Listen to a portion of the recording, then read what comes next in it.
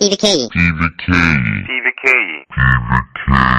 BBK 소유주 헌정 방송 김어준의 나는 꼼수다.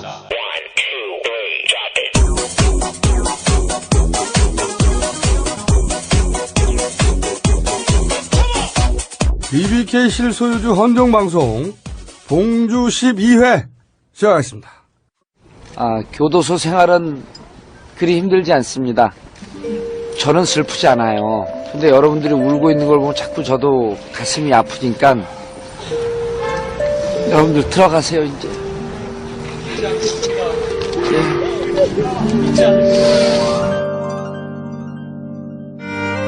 이젠 웃습니다. 오늘은 진실이 갇히지만 내일은 거짓이 갇힐 것이라 믿기에. 정봉주의 옥중 에세이집 울지마 정봉주 상상 너머에서 나왔습니다. 난해한 BBK 문제, 정봉주가 만화로 풀어냈습니다. BBK 완전 정복, 절찬 판매 중입니다. 중립, 균형을 찾기보다 편파적으로 약자의 편에 서겠다. 힘을 함부로 쓰는 자들에게 짱돌을 계속 던질 것이다. 전국 베스트셀러 1위, 진짜 기자 주진우의 시사 활극, 주기자, 푸른숲 바람. 주진우 기자 지역사인회 일정입니다. 5월 11일 금요일 저녁 6시 천안 교보, 12일 토요일 낮 2시 대구 교보, 13일 일요일 낮 12시 창원 교보, 5시 부산 센텀입니다. 보수 정당에게 5번 정도 표를 주지 말자. 국민이 행복하다. 딱 3년만 노조 욕하는 거 참아보자. 국민이 행복하다. 진보적 11조를 해보자. 국민이 행복하다. 몰상식한 정책 뒤에는 이익단체가 있음을 유념하자. 국민이 행복하다. 김용민과 황덕창이 함께 만든 패셔너블하고 경쾌한 정치 실용서. 세상을 바꾸는 정치생활 가이드 100. 퍼플카우가 만들었습니다. 간만입니다. 해서 간만에 이빨 소개부터 다시 하겠습니다. 이빨이 정통 시사주간지 시사인의 주진우 기자입니다. 이빨 3. 안녕하십니까. 멘붕 김용민입니다. MB. 세계 최초의 영문아호 MB 김용민입니다. 최초까지는 아니고. 없어. 전례가 없어. 멘붕은 어떻게 회복돼 가고 있어? 멘붕 상태긴 했어도 눈물을 흘린 적은 없는데, 그런데 지난주 수요일에 내 동네 어렸을 때부터 함께 자랐던 친구들이 있는데, 이 친구들이 나를 위해준다고 이 벙커로 놀러 왔네. 그래서 이제 근데 이 친구들 중에 고등학교 때 가출, 주먹질 이거 했던 친구들이 있어요. 왜 나를 쳐다봐? 아니. 봤잖아, 니가. 갑자기. 그런 종류의 친구였잖아, 너는. 그런데 그 친구들이 와가지고, 나를 위로를 해주는데, 눈물이 나더라고. 눈물이 나네. 왜냐면은, 이 친구들이 한 번도 투표한 일이 없었던 친구였어요. 노무현 대통령이 당선됐을 때, 무슨 노태우가 대통령을 2번이나 해먹냐고. 시사상식에 밝은 애들이구나. 네.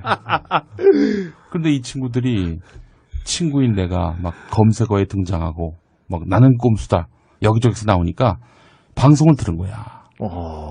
그래서 이 친구들이 맥쿼리를 알고 광은 창투를 알고 상상조차 할 수 없던 도곡독당 얘기를 하고 심지어는 경제민주화 얘기까지 하는데 대화 주제에서 노무현 대통령이 당선됐을 때 왜 노태우가 2번 하냐고 했던 애들이 노태우가 뭐가 있길래. 근데 이제 꼼수 때문에 정치를 하는 것을 부끄러운 걸로 생각해라 뭐 이런 사람도 있지만 이 친구들이 바로 그런 경우였죠. 근데 4.11 총선 때 처음 투표한 거야 이 친구들이. 태어나서 40년 만에. 근데 내가 뭐 짓밟히고 낙선까지 하니까 선거 당일날 밤부터 술 마시기 시작해서 새벽까지 아주 고주망태로 마시고 나서는 길거리에서 펑펑 울었다는 거야. 그 얘기를 듣는데 이 눈물이 앞을 가리는 거죠. 아, 이 친구들이 이런 친구들이 아니었는데. 야, 짠하다, 그 네. 소리. 아, 야, 그런 그- 일이 있었네. 그러게 말이야. 그 몇 명이야? 2명. 2명이 어릴 때 불량 청소년들이. 그렇지. 커서도 투표 한 번 안 하다가 노무현 당선됐을 때도 무슨 노태우가 2번 하냐고 했던 애들이 꼼수 듣고 처음으로 투표했는데 예. 떨어져서 예. 눈물을 펑펑 흘렸어. 나를 위해서 울어준 거야. 이 친구들이 이럴 친구들이 아닌데. 친구들이 아닌데. 좀 위로해주지 그랬어요. 어? 그러니까. 너 왜 그러냐고. 사실은 정말 눈물 흘릴 염치도 없다고 나 스스로 생각을 했는데 이 친구들 때문에 내가 정말 야, 어려울 때 친구 진짜 친구야. 걔네들 말고 네가 잘 나갈 때 친구들은 왔어? 아무도 안 왔지. 그러네 보니까. 선거 기간 동안 그때 찾아온 사람 있냐? 사건 터지고 나서? 사건 터지고 나서 정청래 전 의원 직접 찾아왔어요. 이제 당선자지. 아니 그 직접 찾아왔어? 선거운동으로 바쁠 때 밤에 찾아온 거예요. 오. 그렇게 해서 출연시켜달라는 얘기 같은데. 정봉주 의원이 빈자리 노리는 것 같은데. 지지도가 높다고 자랑하러 왔을 거야. 그런 건 아니고 그 정청래 의원이 그 18대 총선 때 조선일보하고 문화일보의 맹폭을 받았잖아요. 아, 그렇죠. 아, 그 기억이 선거 오버랩됐구나. 직전에 네, 막판에 예, 거의 뭐 폭로성 음에 그냥 교장인가 교감인가를 막 그렇게 욕을 했다고 정청래 의원이 허위 사실이죠. 네. 사실도 아닌 것으로. 네. 이걸 보도를 해서 갔지. 정청래 의원을 낙선시키고 그때 강용석이 강용석한테 됐잖아. 떨어졌습니다. 강용석이 이겼잖아. 강용석한테. 그때 강용석은 음. MB가 제일 이뻐하던 사람이에요. 아, 그것도 그렇지만은 이 대표적인 안티조선 국회의원 하면은 바로 정청래였고 그렇죠. 또 문화일보의 음란성 이걸 아주 문제 삼았던 사람이 또 정청래 그리고 안병욱 과거사 위원장 예 교수님. 예, 안병욱 위원장 오셨고 그리고 그분이 그냥 찾아왔어. 아무 찾아오셨어요. 그냥 친분도 없는데. 예, 친분도 없이. 근데 예. 와서 뭐라고 했어? 격려하셨죠. 또 김두관 경남도지사께서 전화를 통해서 그래요. 뭐라고? 사퇴하지 말고 계속하라고. 음. 그때가 토요일 오후였으니까 굉장히 그 사퇴 압박이 가장 극심했던 날입니다. 그런 시간이 마지막 토요일. 그렇지. 네. 그때 우여곡절은 저희가 시간이 충분히 지난 다음에 네. 네. 다음에 얘기하겠습니다. 칼과 도끼가 날아다녔습니다. 그렇지. 칼, 도끼, 작두, 단두대, 드릴. 네. 그리고 그- 안민석 의원 전화 오셨던 것 같고, 예. 그리고 박지원. 박 전 대표는 뭘 했어? 전 대표는. 맞을 때 맷집이 좋아야 한다고. 네. 박지원 전 장관이 저한테도 얘기했는데 정치인은 때리는 사람이 아니라 맞는 사람이다. 잘 맞고 빨리 회복하는 길을 찾는 게 정치인의 길이다. 이렇게 그 말이 말씀하셨던 게 기억이 납니다. 예. 끝까지 가라. 네. 그 선거에서 진 다음에 어떤 분이 전화를 했어요. 제가 뭐 경황이 없어서 받을 수가 없는데 또 기자인 줄 알고 누구요? 이렇게 딱 보냈지. 문자를. 그랬더니 나 박원순 시장입니다. 격려와 위로의 말씀을 전해드리려고 전화했어요. 힘내세요. 이렇게 문자로 보내오셔가지고. 네, 전화 드렸을 거 아니에요. 못 드렸습니다. 그냥 문자로. 죄송합니다. 야, 너 불쌍하게 목소리를 하고 그래, 이제. 아니, 그때는 그랬다고. 그리고, 문성근 대표대행께서 힘내. 역사는 순간순간의 선택이 누적되는 건데, 결과가 나쁘면 비판을 받기도 하지요. 그러나 그 일을 한 의도가 악의적이거나 삼당 합당 때 YS같이 사적 욕망이 아니었고, 당신은 선이었잖아. 한번 봅시다. 이런 글 보내주셨고. 문성근 선배는 자기도 떨어졌고. 글쎄 말이야. 누굴 위로해? 자기가 떨어져놓고. 어제 촛불 집회장에 취재 갔었는데, 앞에 촛불을 들고 있는 문성근 선배를 봤는데, 짠합디다. 예. 저분도 전화 주셨네요. 그 이석현 의원 네. 전화 주셨고, 김한길 당선자도 전화 주셨고, 정동영. 우리 대선 승리로 안가품합시다. 이렇게. 천정배 의원은 저한테 전화해가지고 네. 거의 똑같은 말을 했습니다. 대선에서 이기기 위해서 빨리 털고 일어납시다. 얘기하시더라고요. 아, 정운현. 전 오마이뉴스 편집국장입니다. 지금은 진실의 힘인가요? 문재인이 맞을 화살을 혼자 다 맞았군요. 이렇게 보내셨네요. 네. 예. 야, 근데 그런 사이 조현호 총장이 사퇴해버렸다. 아, 글쎄 말이야. 내가 제가 뉴스를 안 봤어요. 뭐 켜면 그냥 뭐 저에 대한 욕만 나오니까 선거 끝나고 나니까 조현호가 그만뒀네.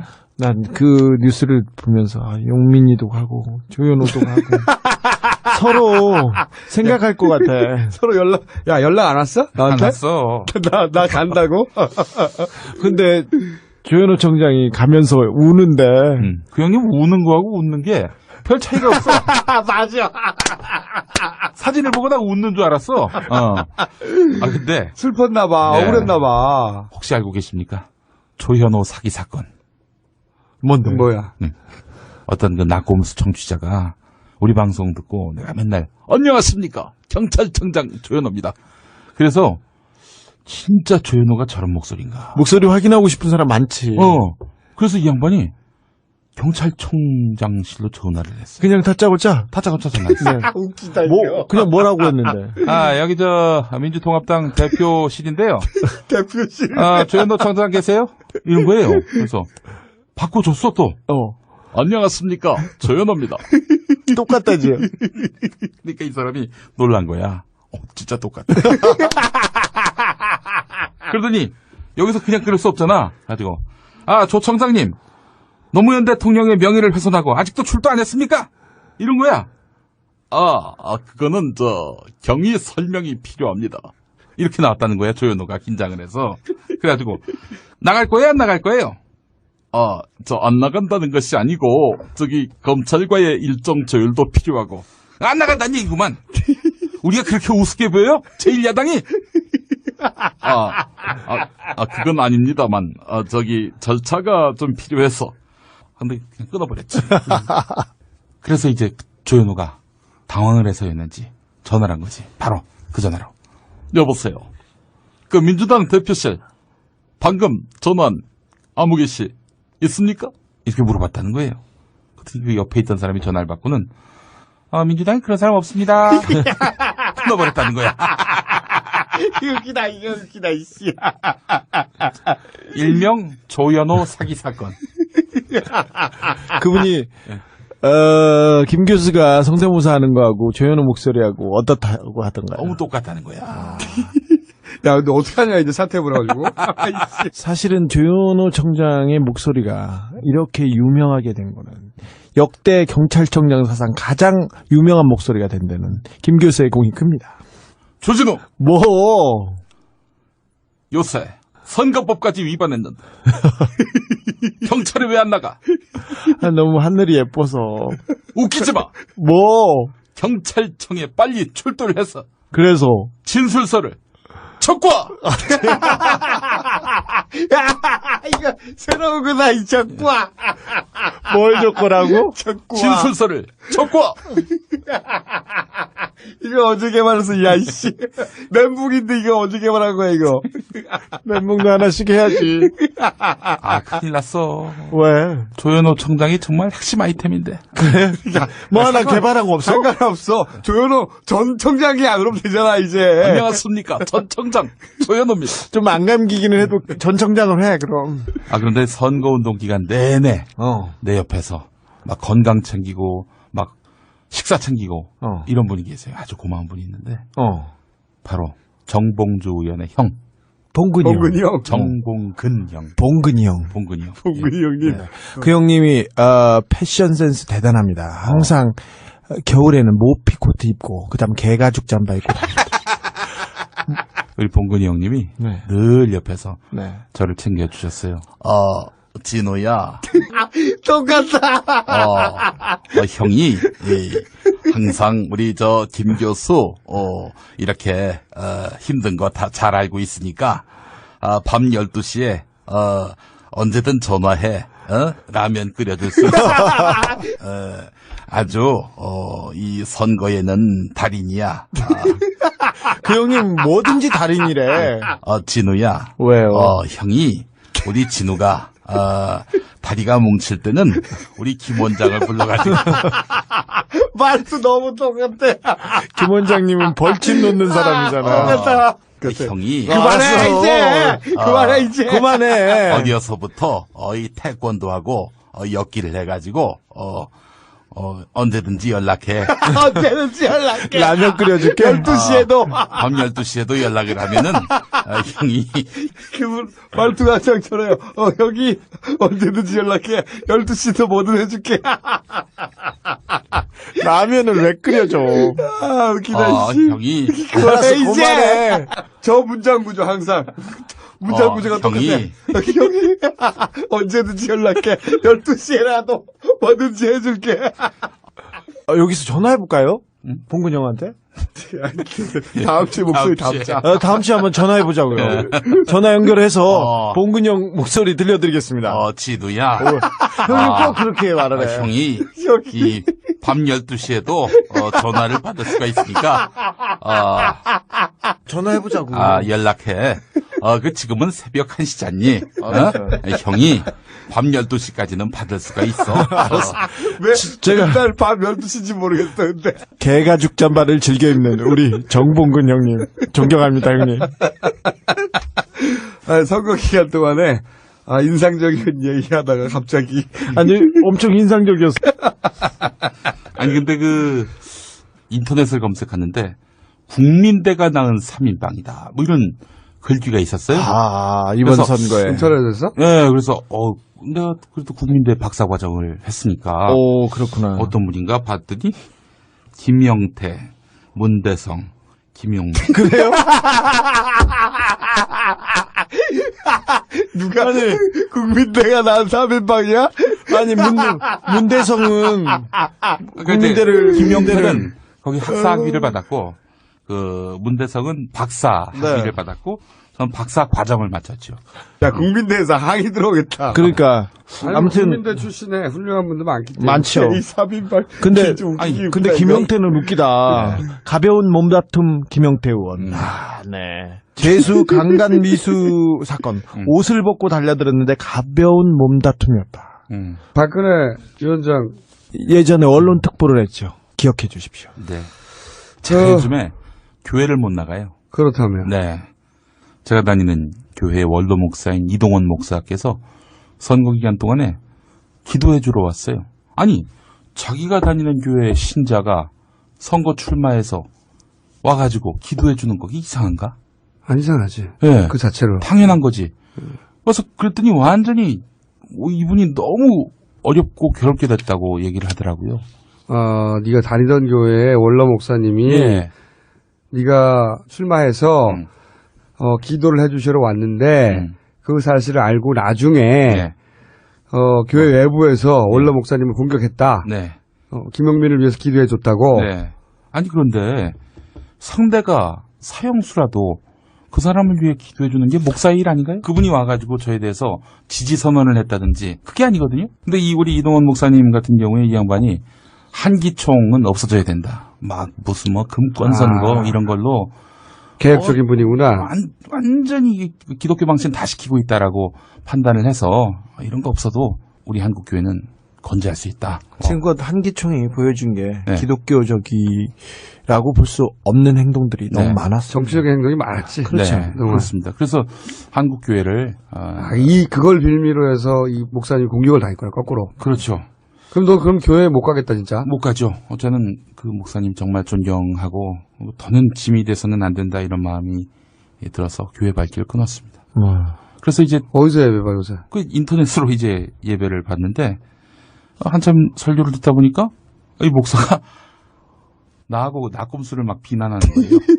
인터넷 예배를 보는데 인터넷 대형 교회 인터넷 예배를 보는데 인터넷 예배를 보려면 좀 대형 교회지. 네, 그렇지. 그래서 꺼버리고 우리 갈 데가 없는 거야. 그래가지고 저한테 전화했더라고요. 그러니까 형 교회를 가야 되는데 주일인데 교회를 가야 되는데 갈 데가 없어요. 그래가지고 제가 조그만 예배당으로 데리고 가서 같이 기도를 했습니다. 그래서 앞으로 예배를 어떻게 해, 교회 못 가면? 나는 한 번도 그런 고민을 해본 적이 없어요. 그치 평생 어릴 때부터 교회 다녔으니까. 태어나서 아버님이 한 교회에서 33년 동안 목회를 하셨는데 뭐 누가 나를 근데 이제는 뭐 교회 나가면 손가락질을 받게 되다 보니까 그렇다고 또 뭐 신앙을 버릴 수도 없는 노릇이고 그래서 벙커를 보니까 여기가 좋겠다. 이런 일요일날 생각이 들어서 벙커에서 예배를 드리는 것이 어떻겠는가. 일요일날 몇 시? 아침 9시. 9시부터 네. 몇 시까지? 영업시간 전인 11시까지.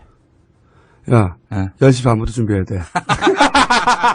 10시 반에 끝내. 10시 반에. 그러면은 10시 반에. 아무도 안 와도 일요일 9시부터 10시 반까지는 혼자 사는 거야? 아이, 그럼. 혼자라도? 그럼요. 그럼 누구든 그 네. 뜻에 동참하는 사람들은 와가지고 여기서 예배를 같이 볼 수 있는 거야? 뭐 뜻이라고 하면 너무 거창하고 갈 곳 없는 분들 예배, 기도하기 마땅한 곳이 없어서 고민하시는 분들이 있으면 함께 모여서 이렇게 그럼 벙커 교회? MB 교회 어떨까? 멘붕 교회? 멘붕 교회. 예. 근데 아무튼 뭐 탕자라고 하더라도 죄를 졌더라도 실수를 했더라도 교회 가서 기도하고 회개하면 아니 근데 나도 그게 이해가 안 가. 그거 아니 받아주는 그치. 게 종교 아닌가요? 기독교가 죄인을 사랑하라며. 아니야. 사랑해 사랑하라며. 종교 아니야. 근데 왜 쫓아내? 더군다나 네가 비판한 거는 하나님이 아니라 대형교회 목사님 아니야. 그렇죠. 목사님이 하나님은 아니잖아. 그렇죠. 그 개신교 전체를 비방, 음해한 것이 아니라 개신교 안에서 개신교답지 않은 네. 그런 세력과 인물들을 공격했는데 앞뒤가 잘렸지. 네. 앞뒤가 잘리고 한국 기독교 전체를 공격한 걸로 바꿔놨지. 예, 그렇습니다. 사실 저희가 꼼수에서 조영규 목사님, 우리 큰 목사님 비판 많이 했습니다. 빤스 목사님 비판했습니다. 그 빤스 목사님이 가장 크게 욕하고 있더라고요. 그러니까 찬스를 잡은 거야. 아니 근데 또 한국 기독교 총연합회 대표회장 홍재철 목사라는 사람이 성명을 냈는데 야, 난 그거 엊그저께 봤는데 내용을 보니까 폐류나 김용민, 돼지는 자기 살을 내줘서 사람들로 하여금 먹게끔 하는 그런 고마운 존재인데 김용민은 그 돼지만도 못한 사람이다. 그러더니 심지어 우리 아버지 이름까지 들먹이면서 이 폐류나를 낳은 아버지는 석고대죄해야 된다. 저도 그 성명서를 봤는데 종교인이 썼다고는 볼 수 없는 사랑의 기운이라고는 한 글자도 찾아보기 힘든 그런 내용이었어요. 근데 그 교회에 그럼 목사님을 누구 모시고 오는 거야? 어떻게? 아니요. 예. 그러면 없어요. 목사님이 없어도 교회가 되는 거야 원래? 그럼요. 당연하죠. 그래? 그렇게 모여있는 신앙 공동체에 하나님이 찾아오시죠. 꼭 목사님만 데리고 기도하라는 법이 있나요? 나보고 그래. 야, 없어요. 그러면 헌금 내? 헌금을 많이 내면 복을 많이 받는다고 하잖아. 보통 11조를 교회에서는. 내야만 아니, 천국에 가는. 천국에 가게 하고 말고는 하나님이 결정할 문제지. 헌금 많이 내라고 하잖아. 어쨌든. 그런 얘기 안 하죠. 절대 저는.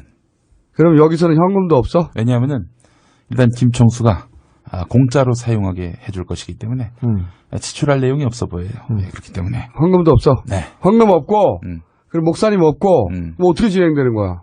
기도하고. 아니 헌금하면 마련해 놓을 거예요. 다만 저는 목적 헌금을 만들고 싶습니다. 어떤 우리 사회 목적으로?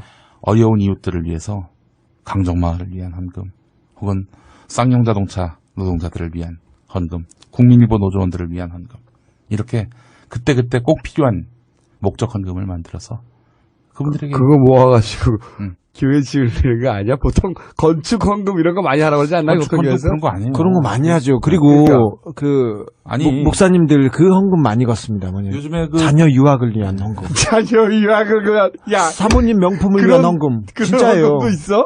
많아요. 건실한 교회, 건강한 교회들이 많이 있어요. 우리 한국 교회 안에도 보면은 그 교회들 중에는 거의 수익의 80% 가까이 사회봉사를 위해서 쓰는 경우가 많거든요. 그래야지 교회가 당연히. 가칭 벙커 교회 9시 김용민 혼자서라도 시작한다고 합니다. 네. 동참하실 분들은 동참하시면 되겠고. 김용민의 꿈이 거짓말하지 않는 교회를 세우는 거였습니다. 일단 첫걸음을 뗍니다. 네. 말 나온 김에 벙커 소개를 좀 하면. 그러죠. 벙커. 예, 우리가 아직 진지를 구축했어요. 아주 공사 중이고 지금 네. 저희가 벙커에서 하는 첫 녹음입니다. 이게 지금 네, 네. 첫 녹음인데 네. 제가 공개 방송도 합니다. 네네. 그러니까 낙곰수를 공개 방송하시는 줄 오해하시는 분들이 많은데 그건 아니고 네. 주진우가 아닌 밤중에 주진우 쇼를 스튜디오 안에서 진행하면 스튜디오 바로 앞에서 듣고 보고 또는 뭐 음악을 신청하고 사연을 읽어달라고 하고 음악 다방이지 80년대 7, 80년대 유행했던 음악 다방 그걸 저희가 재현합니다. 그리고 김영민 돼지쇼. 총수는 뭐 할 거예요? 나는 니네들 하는 거 보고 저희 외에도 여러 인사들을 섭외해서 네. 공개 강연이 아니라 공개 방송을 하는 거예요. 그분이 벙커 홈페이지를 개설해서 오늘은 누구의 공개 방송이 있다. 또는 누구의 강연이 있다. 혹은 어떤 행사가 있다. 저희가 고지를 해드리겠습니다. 단순한 오프라인 카페가 아니고 단순한 진치가 아니고 문화와 예술 그리고 정치 사회 상식이 어우러진 복합 문화 공간입니다. 네, 1층에는 커피를 팔고요. 네. 지하로 내려오면 라운지가 있습니다. 네. 딴지일보 사무실도 있고. 네. 그 안에 들어오시면 안 됩니다. 네. 거기는 맹수들이 많아요. 스튜디오도 있고 저희 아지트도 있고 네. 셋이 모여서 맨날 회의하는 정말 재밌대요, 사람들이. 이 안에 꼼수 뮤지엄을 할 게 뭐가 있어요? 예를 들면 주진우가 미행할 때 주로 쓰던 신발 이런 거 진열하고요. 하여튼 재미있는 아이템들로 네. 뮤지엄으로 꾸미기도 합니다. 기대해 주십시오. 완전히 완성이 되고 그리고 홈페이지가 개설되면 문화적이고 사회적이고 정치적이고 예술적인 행사, 강연, 방송이 계속 이어진다. 네. 벙커원은 오픈은 했습니다. 네. 일단 문화 행사가 아직 본격적으로 스타트를 하지 않았을 뿐이지 벙커원은 오픈했습니다. 저희는 진지를 구축하고 맹렬하게 싸울 준비를 하고 있습니다. 네. 나는 꼽살이다 같은 경우에는 아예 공개로 네. 전환을 해서 네. 그렇지. 꼽사리는 공개하고 네. 다른 전 과정을 밖에서 청취하실 수 있어요. 거의 모든 전 과정이 공개됩니다. 저희들은 다 내놓습니다. 꼼수다만 빼고. 그리고 또 다른 시리즈를 저희가 나는 꼼수다, 나는 꼽사리 다음 시리즈를 저희가 준비. 네, 요 시리즈는 저희가 출연진들을 확정하고 아이템을 정하는 직후 공개해드리도록 하겠습니다. 나는 꼼수다가 유럽에 갑니다. 먼저 영국 5월 26일 오후 2시 반 영국 런던 대학 킹스 칼리지 27일 오후 2시 반 옥스퍼드 대학 그리고 프랑스 29일 6시 반 파리 소르본 대학 공연 문의는 딴지 iu.site11.com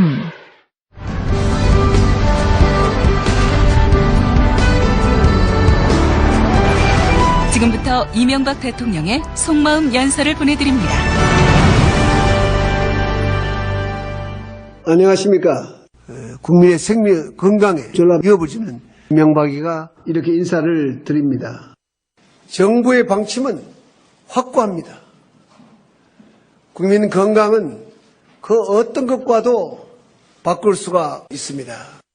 국민 건강을 위협하는 광우병 상황이 발생하면 바로 미국의 이익을 우선적으로 더 열심히 챙기겠습니다. 우리 정부는 국민의 건강에 생명 위협을 주는 그러한 일에는 단어의 어떠한 경우에도 우리는 미국이 걱정하는 일은 없도록 우리 정부가 적극적으로 하겠습니다. 학교 급식이나 병원 급식이나 또는 군 급식이나 모든 데서 원산지 표시를 의무적으로 하도록 하는 것은 기본적으로 불필요한 규제입니다. 규제 개혁에 한층 속도를 내겠습니다.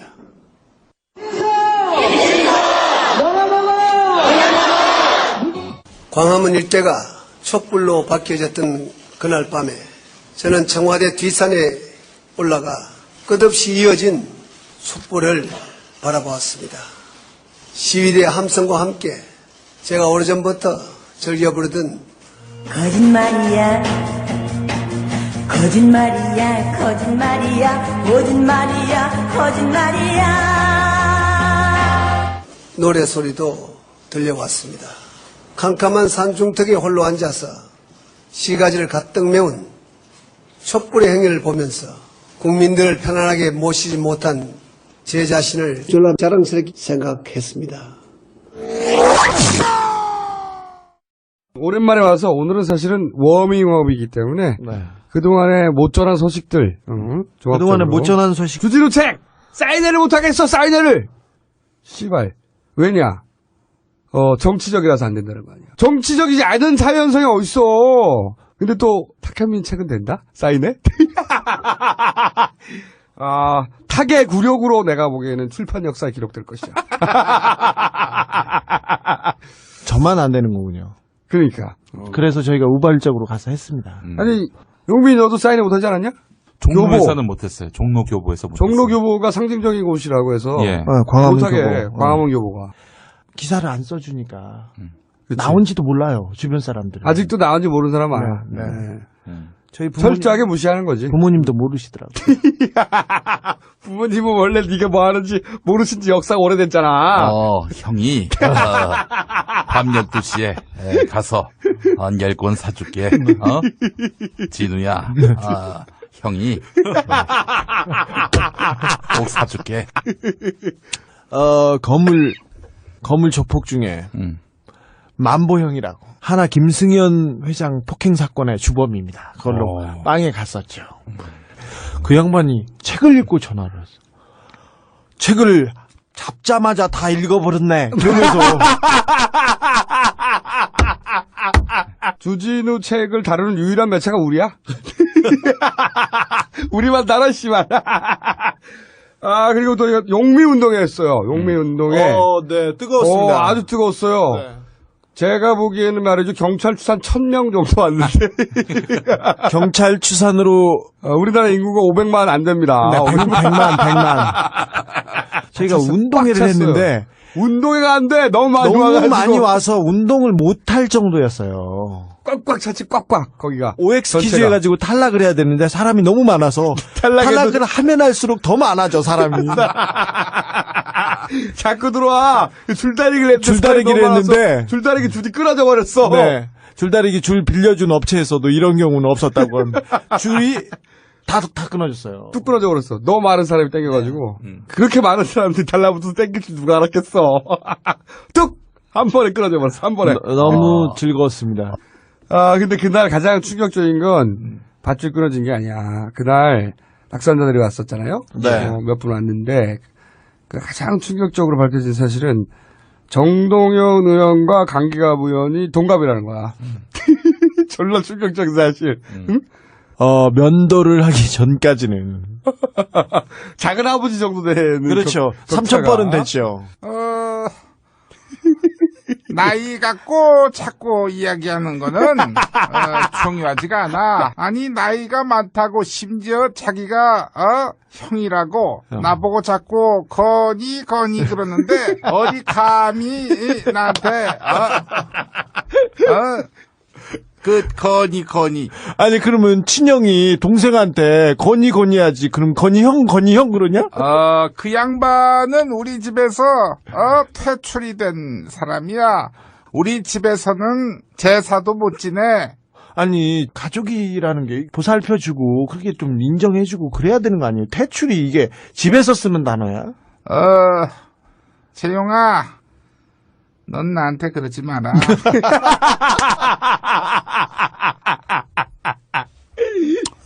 우리 이 회장이 아이고 내 정말 보니까 말이야 우리 이병철 회장 동병상련이야. 왜요? 우리 아들들도 봐. 지들끼리 치고받고 싸우고. 형제간에 우애가 없어. 진짜로. 그니까, 형은, 우리 봉주하고, 절대, 돈 때문에, 의가 상하지 않는, 그런 형이야. 오랜만에 맞아. 정봉주 저기 면회 갔습니다. 오랜만에. 네네. 아, 네네. 면회 갔어요. 그 얘기 깜빡했어. 어떤 얘기하다가. 그렇지. 우리 봉도사 얘기합니다. 김용민이 낙선한 이후로 네. 면목이 없다고 해서 안 가다가 네. 이번 저희는 주에 갔다 왔는데. 네, 갔다 왔는데 이번 주에 처음으로 같이 왔다 왔어요. 네. 오랜만에 새로운 학설 들고 나오셨습니다. 내 우주 일체론입니다. 내 우주 일체론 씨. 우주가 곧 나를 위해 존재한다. 하늘이 놓는 수를 얄팍한 인간의 수로 분석하려 하지 말라. 이기든 지든 다 하늘의 뜻이다. 우주는 곧 나를 위해 존재한다. 자기 내가 우주와 일체가 되었대. 더 이상. 그래서 또 다른 이론을 하나 냈는데 장하준 교수하고 제레미 럽킨을 불러서 제레미 럽킨은 유러피안 드림을 지은 그렇죠. 세계적인 석학입니다. 노무현 대통령이 마지막에 공감해 톡하셨던 읽으셨던 그분이 인류의 미래의 비전을 제시하겠다. 이 두 교수를 불러서 인류의 미래 비전을 제시해서 가르치겠다고. 두 교수를 불러오라는 거야. 네. 불러오면 홍성 교도소로 우리한테 두 사람을 불러오래. 자기가 인류의 미래에 대한 가르침을 내리겠다는 거 아니야. 홍성 교도소로. 그래서 총수가 비웃으면서 한마디 했어. 그럼 어떻게 하려고 그랬더니 EMA 에너지 메이트 어그리먼트에서 에너지 즉 물질 관계를 영원으로 치환하면 유불선과 법정스님의 정신 그리고 인디안의 삶의 지혜가 녹아나는 이런 이론을 만들어서 인디안의 삶의 지혜가 녹아나는 게 그래서 김총수가 뭐라고 나무랬어요. 그랬더니 정봉주 의원이 한마디 했습니다. 명상, 사색, 집착 끊기, 해탈 이 네 가지로 주제를 얘기하면 고승들도 다 한마디를 대꾸를 못한다는 거예요. 그래서 총수가 한마디 물어봤어. 명상하고 사색의 차이는 뭔데? 물어봤더니 명상은 마음 비움, 사색은 주제를 갖고 생각하는 것 이렇게 숨도 안 쉬고 마구 짓거려가지고 총수한테 욕먹었어요. 그 뒤에서 이제 기록하는 분이에요. 네. 팔짱 끼고 가만히 있더라고 그때. 그러니까 보통 받아 적어야 되는데 내 우주 일체론을 말하기 시작하는 순간 받아 적을 게 있어야지. 무슨 말도 안 되는 소리를 하는데. 상태가 심각합니다. 상태가 점점 안 좋아지고 있어. 네, 아무래도 병원에 모셔야 될 것 같아요. 천신일도 감옥에 있다 병원에 갔고 최시중도 얼마 지나지 않아 병원에 갈 한 것 같은데. 보름 있다가 병원에 간다고. 네, 우리 봉도사도 병원으로 넣어야 될 것 같아요. 사실 마음고생이 심했어요. 선거 끝나고 김용민 저렇게 된 것이 큰 형으로 자기가 책임 있다는 생각도 많이 했는데. 어쨌든 정봉주 전 의원이 당분간 석방될 가능성은 없고 그러니까 야권이 제1당이 못 됨으로 해서 정봉주 조기 석방의 가능성은 제로가 됐고 그리고 8.15 광복절 특사 한번 있고 가능성이 그리고 아마 10월쯤에 70% 정도가 지나면 가석방 요건이 됩니다. 형기를 100% 채우고 나오는 경우는 거의 없습니다. 그래서 70%, 80% 살면 이렇게 가석방이 나오게 해줄까? 지금도 지금도 나머지 놈들을 잡아가려고 하는데 우리 셋을 정봉주 전 의원을 과연 석방시킬 것인가. 민주당의 정치력이 달린 것이기도 하고 앞으로 이 대선 정국이 어떻게 흘러가느냐. 네. 정권이 바뀌면 누가 잡더라도 BBK 수사는 다시 진행됩니다. 그래서 BBK는 다른 결과를 내놓을 겁니다. 지금 검사들, 판사들 부끄럽지 않을지 보십시오.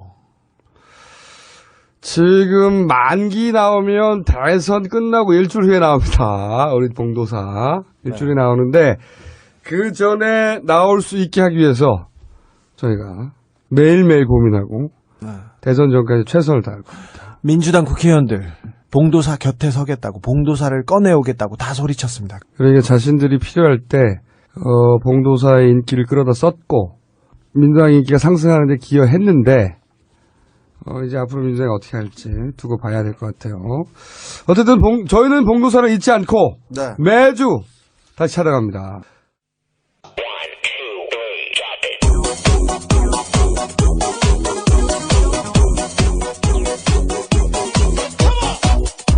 안녕하십니까. 네. 총수 김호준입니다. 새로운 방송을 만났습니다. 나는 꼼수다. 이 방송은 이명박 대통령 각하에 헌정하는 방송으로서 각하가 퇴임하는 그날까지 이어집니다. 노원구 공릉동 월계동을 지역구로 두고 있는 17대 국회의원 정봉주 국회의원입니다. 국내 탐사보도의 1인자죠? 네. 탐사보도의 1인자요. 네, 주진우입니다. 주진우 기자라 해서 그 영화배우 주진모 네. 그 사람 생각을 했어요. 근데 이미지는 왜 저렇게 틀려요? 왜 난 소개를 안 해? 맞아요. 김영민 교수는 소개가 안 하고. 기본이 안 돼 있어요, 지금. 나는 꼼수다. 로고송 베스트 5. 5위 나꼼수 클럽 버전. 각하가 절대 그럴 분이 아니다. 각하는 절대 그럴 분이 아니다. 컴온! 나는 꼼수! 나는 꼼수다! 나는 꼼수! 나는 꼼수다! 컴온! 나는 꼼수! 나는 꼼수다! 컴온! 나는 꼼수! 나는 꼼수다! 나는 꼼수다! 4위 나꼼수 오케스트라 버전. 저는 그러한 삶을 살아오지 않았습니다. 오직 단군 각하를 위해 먹는 꼼수가 섬세하고 위대하신 각하들 먹는 꼼수가 새빨간 거짓말입니다, 여러분. 나는 꼼수다.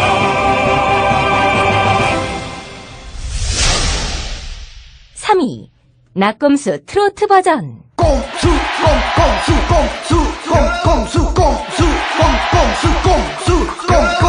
이거 다 거짓말인 걸 아시죠? 언제나 호연지기 반등정신 실천하시는 잊지 마라 각하께선 그럴 뿐이 아니시란다. 쌈 싸드셔도 말아 드셔도 그 속에는 각하의 기쁜 뜻이 꼼수 쓰시네. 디테일하게 들어봐요. 나는 꼼수다. 여러분 이거 다 거짓말인 걸 아시죠? 2위 2MB 올. 너 조국당이 어쩌다고요? 이미케 조국당이 이미케가 어쩌다요? 새빨간 거짓말입니다. 조국당 지난 한 해를 돌아보면서 송구 이미케가 따라 지난 한 해를 돌아보면서 송구스럽다는 말씀을 드리지 않을 수가 없습니다. 저는 이미케 저는 그러한 삶을 저는 동국당 저는 이미케 저는 그러한 삶을 살아오지 않았습니다. 여러분 이거 다 거짓말인 걸 아시죠?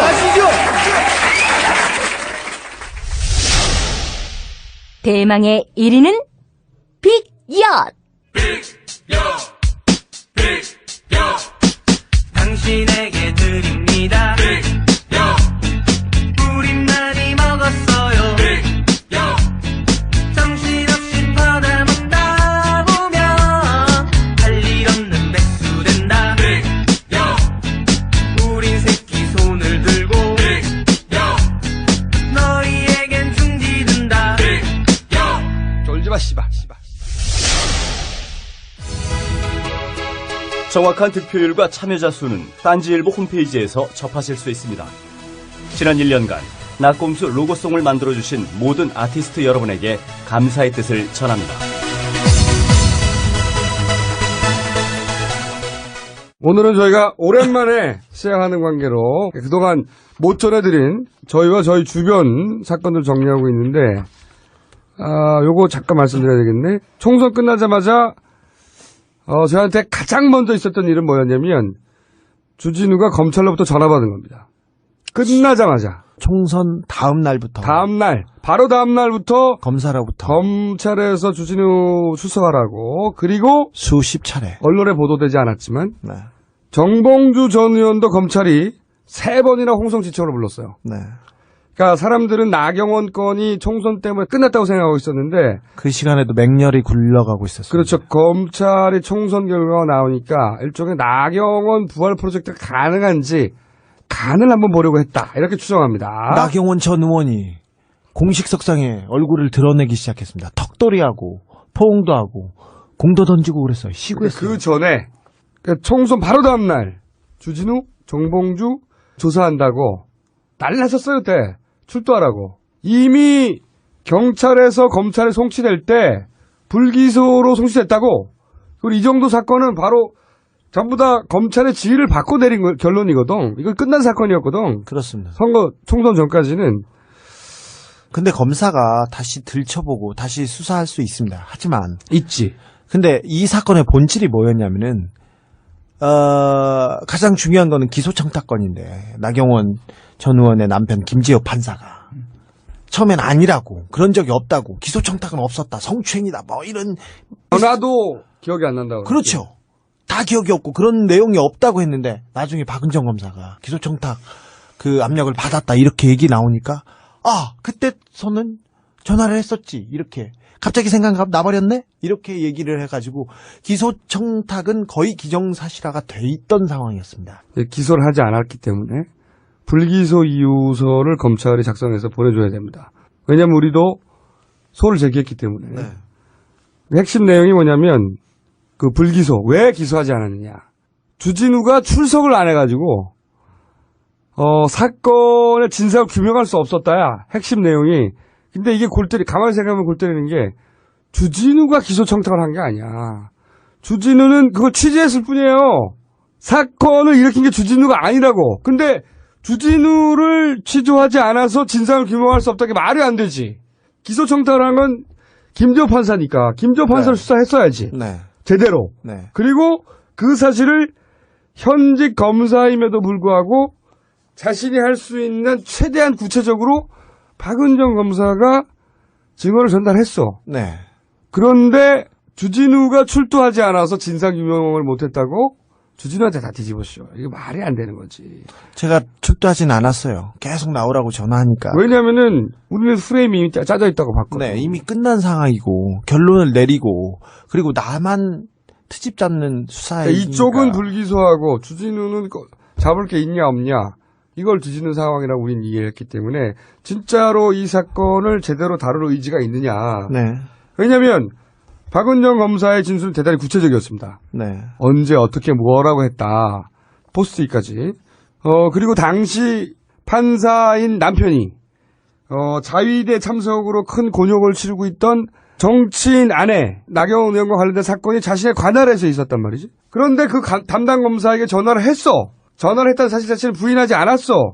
처음에는 아니라고 했다가 나중에 그렇죠. 박은정 검사가 얘기를 하니까 전화는 한 적이 있었네 이렇게 하셨죠. 그러니까 그렇다면은 이런 정황으로 보았을 때 청탁이 있었을 개연성이 충분하다고. 박 검사의 진술은 구체적이고 정황도 개연성이 있으니까.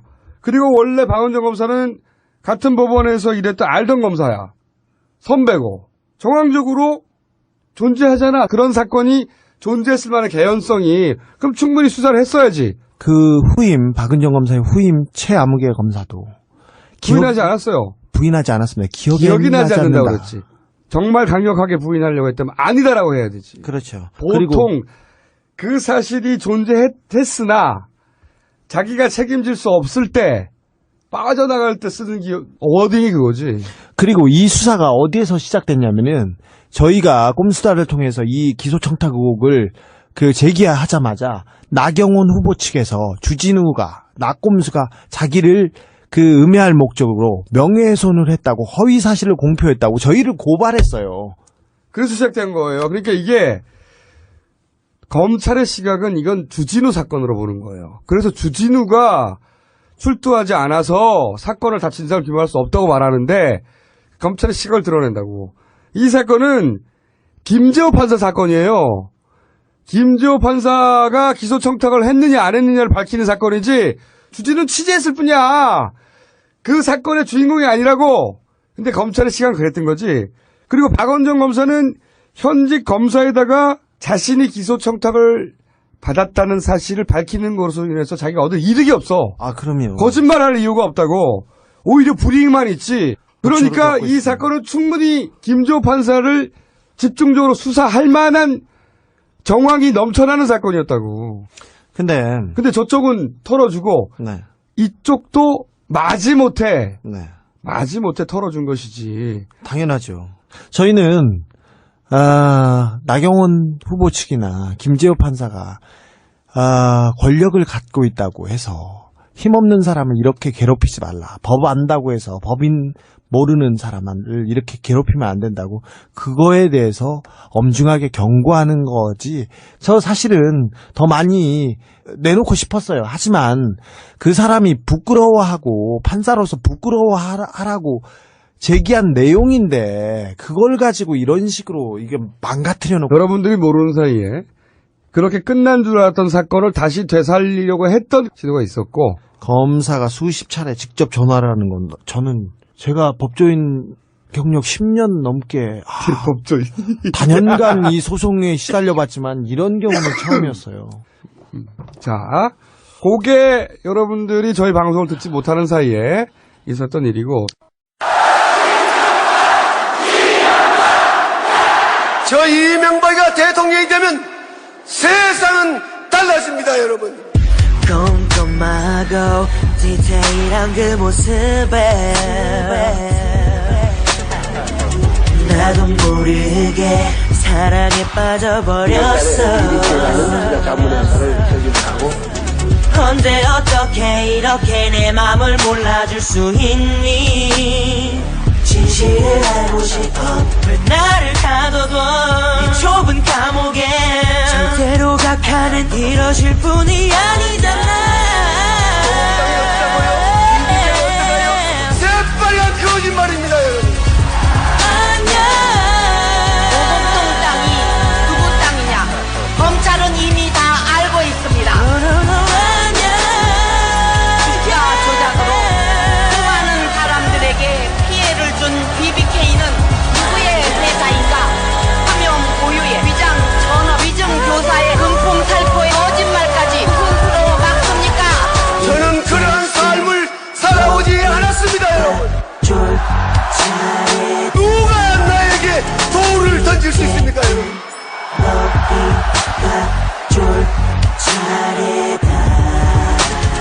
나 거짓말 잘한다. 이번 거짓말은 내가 승리했다. 나는 꼼수다. 제가 말이죠. 그동안 아무도 인정해주지 않았는데 선관위에 의해서 드디어 언론인으로 등극했습니다. 아, 네. 저도 깜짝 놀랐어요. 감사합니다. 아니, 근데 우리도 모르던 사안이었어요. 저는 스스로 언론사 사주라고 주장을 했으나 혼자서 하고 다닌 거잖아. 그러니까 아무도 저를 소개할 때 언론인이라고 소개하지 않았는데 드디어 언론인이 됐어요. 10몇 년 동안 아무도 인정해주지 않던 걸 선관위가 인정해서 졸라 땡큐. 그리고 이 사안은 무조건 법정에 기소됩니다. 간단치 않을 거예요.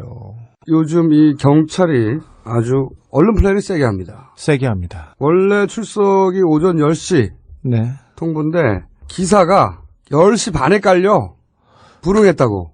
그리고 저희한테 출석 요구서가 오기 전에 이미 출석 요구서가 왔다고 다른 기자들한테 연락이 쫙 깔려. 네. 그리고 지상파에도 쫙 깔리고. 네. 통상적으로 출석 요구 3번까지는 당사자 사정을 고려해 줍니다. 아, 그리고 웬만하면 언제 나오실 수 있냐고 전화를 해서 미리 물어보죠. 왜냐면은 경찰이 날짜를 정했다고 해서 네. 사회생활을 하는 사회인이 자기들 사정이 따로 있을 수 있는데 네. 무조건 맞출 수가 없거든. 그래서 서로 조율도 하고 조정도 하는데 무조건 불응. 이거 안 오면 전화도 한단 말이지. 그렇죠. 그 전에 제가 10년 넘게 법조인으로 있으면서도 법조인 씨. 이례적인 경우입니다. 게다가 실제로는 우리는 변호사를 통해서 연기. 네. 그래서 그 연기 날짜를 잡고 있는데. 네, 저희 나갑니다. 근데 변호사하고 경찰하고 지금 나를 조정하고 있어요. 근데 바로 부릉 당장. 네. 부릉 당장 부릉 기사를 이렇게까지 언론 플레이를 적극적이고 신속하게 하는 사례도 보기 드문데 이거는 제가 보기에는 이제 우리한테 이 범죄자의 이미지, 네. 범법자의 이미지를 확 씌워버리려고 하는 진짜로 불응을 하면 체포해버리겠다는 엄포 그런 것도 있고. 아, 네. 까불지 니네들 봐라 어떻게 당하는지 그 얘기하는 것 같습니다. 권력에 대항해서 네. 까불면 좆되는 거다 아니네. 네. 그러니까 그런 대중에 대한 경고도 있는 것이고 네. 이 모든 것은 위에서 오다를 세게 받았다. 네. 이번 기회에 저놈들을 확 조져라. 제가 보기엔 이제 이게 구속영장 전까지도 갈 수 있지 않겠는가. 네. 이런 예측을 해봅니다. 서로 영장이 기각된다 하더라도 매체에다가 불응, 체포, 구속 이런 단어를 확 깔아버리고 싶은 거죠. 그래서 계속해서 범법자 이미지를 씌우고 대선에서도 우리 역할을 축소시키거나 최소한 그 전에 잡아가거나 그렇죠. 가능하면 아니면은 역할을 축소시키려고 그 생각하시는 것 같습니다. 지금 그렇기 때문에 우리가 이 사안에서 다 얘기할 수는 없어. 법정에서 다툴 일들은 법정에 다툴 일이고 다만 이 말을 하고 싶어요. 선관위가 우리를 그렇게 엄정하게 다루겠다면은 그러면 우리를 다룬 정도의 엄정함으로 다른 사안도 다뤄줘야 된다는 거야. 삼두 도출이 문제면 박근혜 손수조 쌍두 도출도 문제 삼아야 되는 거고. 우린 그거 패러디한 거잖아요. 언론인이 문제면 그러면 공영방송 MBC 김재철 사장이 네. 투표율이 올라갈까봐 개표 방송 시간을 늦추라. 이거 선거 개입이지. 민주주의에서 선거가 꽃인데 의사를 직접적으로 표현할 수 있는 길이 선거인데. 어떻게든 그렇게 투표를 하게 만들어야지. 투표율이 올라갈까봐 씨발 개표 방송을 늦추게 하랬잖아. 공영방송 사장이 이거 선거 개입이지. 지금 시각은 57분입니다. 언제나 당신 곁에 BBK 실소유주 협찬 57분 소송정보입니다. 나경원 전 새누리당 의원이 나는 꼼수다를 고소한 사건에 대해 검찰이 무혐의 처분을 내렸습니다. 김재호 판사가 기억이 없다고 하다가 전화를 한 것도 같다고 하니까 검찰은 판사님은 당연히 그러셔야죠 했다고 합니다. 한편 중구청 사건을 낙곰수를 통해 폭로했던 아무개 동장은 기소됐습니다. 김어준 총수와 주진우 기자가 5월 2일과 3일로 예정되었던 경찰 소환을 연기했습니다. 김어준 총수는 언론사 사주로서 서면 조사, 호텔 조사, 그리고 휠체어 조사가 격에 맞다고 주장하고 있으며 딴지일보 한 고위 관계자는 사장님 힘내세요를 외칠 사원들을 모집하는데 시간이 걸려 연기한 걸로 안다고 밝혔습니다. 한편 주진우 기자는 하늘이 너무 예뻐서 도저히 경찰서에 갈 엄두를 내지 못했다고 연기의 이유를 고백했습니다. 지금까지 한상대 통신원의 제보였습니다. 소송정보센터에서 이쁜이 깔때기 리포터였습니다. 언제나 당신 곁에 I'm your Erica. BBK 협찬 57분 소송정보였습니다.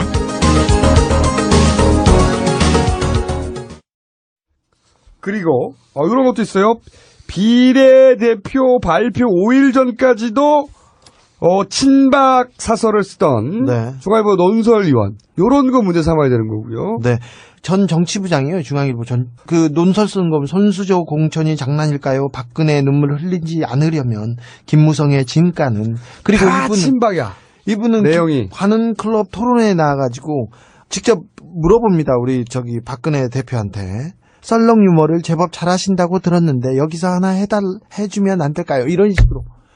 그리고 사표 낸 다음 날 비례대표 8번을 받아갑니다. 발표는 20일 날이지만 결정은 그 전에 했겠죠. 당연히. 네. 그러면 언론인이 문제라면 또 있어. 이게 내가 보기에는 하이라이트라고 봐. 조선일보 찌라시 인정 사건, 네. 인증 사건. 자신들이 찌라시임을 묵과지를 포함으로 해서 스스로 자인하는 찌라시 인정 사건. 요거 인천 무가지 배포. 네. 요거. 투표일 4일 전에. 요거 저희가 좀 디테일 한번 짚어줘야 되는데. 네. 투표일 4일 전에 일면에 토요일이었습니다. 일면에 한국 정치가 창피하다. 김용민. 이걸 한번 따져보려면 네. 일단 조선일보가 인천 지역에다가 얼마나 신문을 유료로 까느냐. ABC 협회 2010년 기준으로 보면 인천 지역에서 가판 유료 판매는 약 2,000부밖에 안 돼요. 조선일보가. 가판이라면 뭐 길거리 매대에서 그렇지. 파는 거. 인천 전체 유료 부수는 73,000부 수준입니다. 2010년에. 집으로 배달되는 것까지 다 포함해서. 그렇지. 그런데 이번에 인천에 몇 부를 불었냐? 최초 언론에 보도된 건 2,500부예요. 아닙니다. 훨씬 더 많죠. 그런데 지금 조사로는 수만 부를 뿌렸어. 수만 부. 그렇습니다. 당일날. 네. 가판에서 유료로 판매되는 게 겨우 2,000부야. 네. 근데 무료로 뿌린 게 수만 부라고 당일 하루에. 네. 인천 문학경기장에서 프로야구 개막이 있었습니다. 그때 최소 5,000부가 5,000부 이상 풀렸고. 그리고 부평 지역에 특별히 많이 깔립니다. 그래서 또 부평신문의 한만송 기자가 이걸 최초로 보도를 했어요. 네네. 부평 지역에 유난히 많이 깔렸기 때문에 눈에 띈 거죠. 네. 근데 그 부평 1회 새누리당 후보가 누구냐? 네. 월간 조선 편집장 출신입니다. 조선일보로 기자를 거친 조선일보 월간 기자 출신의 월간 조선 편집장 김연광 후보가 나왔습니다. 근데 신문에 인천면에 김연광 후보를 일방적으로 평드는 그 기사가 나옵니다. 그 인천 지역 기사 그 내용인데요. 김연광 따옴표 열고 친일파 손자다. 그래서 상대방 후보 상대방 후보가 민주당의 홍영표였어요. 네, 홍은 친일파의 손자다. 기사가 그렇게 났어. 홍영표 그리고 그 옆에다가 홍영표는 막판 네거티브다 이렇게 제목을 내요. 그러니까 김영광은 쟤는 친일파 손자다. 이거는 네거티브야. 이렇게 편파적으로 기사를 내놓고 자기 신문사 출신 후보 그 후보가 있는 지역에 졸라게 뿌려낸다고 이걸 무료로. 그래놓고 이렇게 A4 용지로 하나 붙여놓습니다. 이 신문은 오늘 하루만 주민 여러분께 홍보용으로 드리는 신문입니다. 부디 지나치지 마시고 가져가셔서 인천 지역 쪽에 기사를 읽어봐 주세요. 고맙습니다. 더 골 때리는 게 있어. 더 골 때리는 게. 민주당 쪽에 홍영표 후보를 바로 전날 이 기사가 나오기 바로 전날 박모 기자가 취재를 옵니다. 네. 그런데 박모 기자한테 물어봐요. 왜 왔냐고. 박모 기자가 잘 모르겠다. 편집국장 지시로 왔다. 이렇게 말했다는 거야. 그러니까 이 기사가 미리 준비된 게 아니야. 바로 전날 편집국장이 가라고 해서 가서 이 기사를 만들어낸 거라고. 그리고 신문을 이렇게 마구 돌리려면 이런 지국이나 지사에서 그냥 신문 좀 많이 찍어서 좀 나눠줘. 이렇게 할 수 없습니다. 이렇게 수만 부면. 그러니까 근데 핑계가 뭐냐? 마케팅 목적으로 인천 지역에 뿌렸다는 거야. 그래서 좀 알아봤어. 인천 지역에 마케팅 목적으로 수만 부가 뿌려진 사례가 있냐? 없다는 거야, 씨발. 거기 있는 지국장들이. 없대! 그 A4 용지를 붙여놨던 지국장은 여자분이세요. 46살 먹은 여자분인데 제가 전화를 했어요. 지금 어떻게 되셨죠? 그거에 대해서는 말할 수 없어요. 그거에 대해서는 말 안 하겠어요. 그거에 대해서는 말하지 말래요. 이렇게 3번. 이게 이제 부평 공장에서 추가로 인쇄가 됐다고 하는데 이게 40여 개 지국이 있는데 동시에 뿌려줍니다. 네.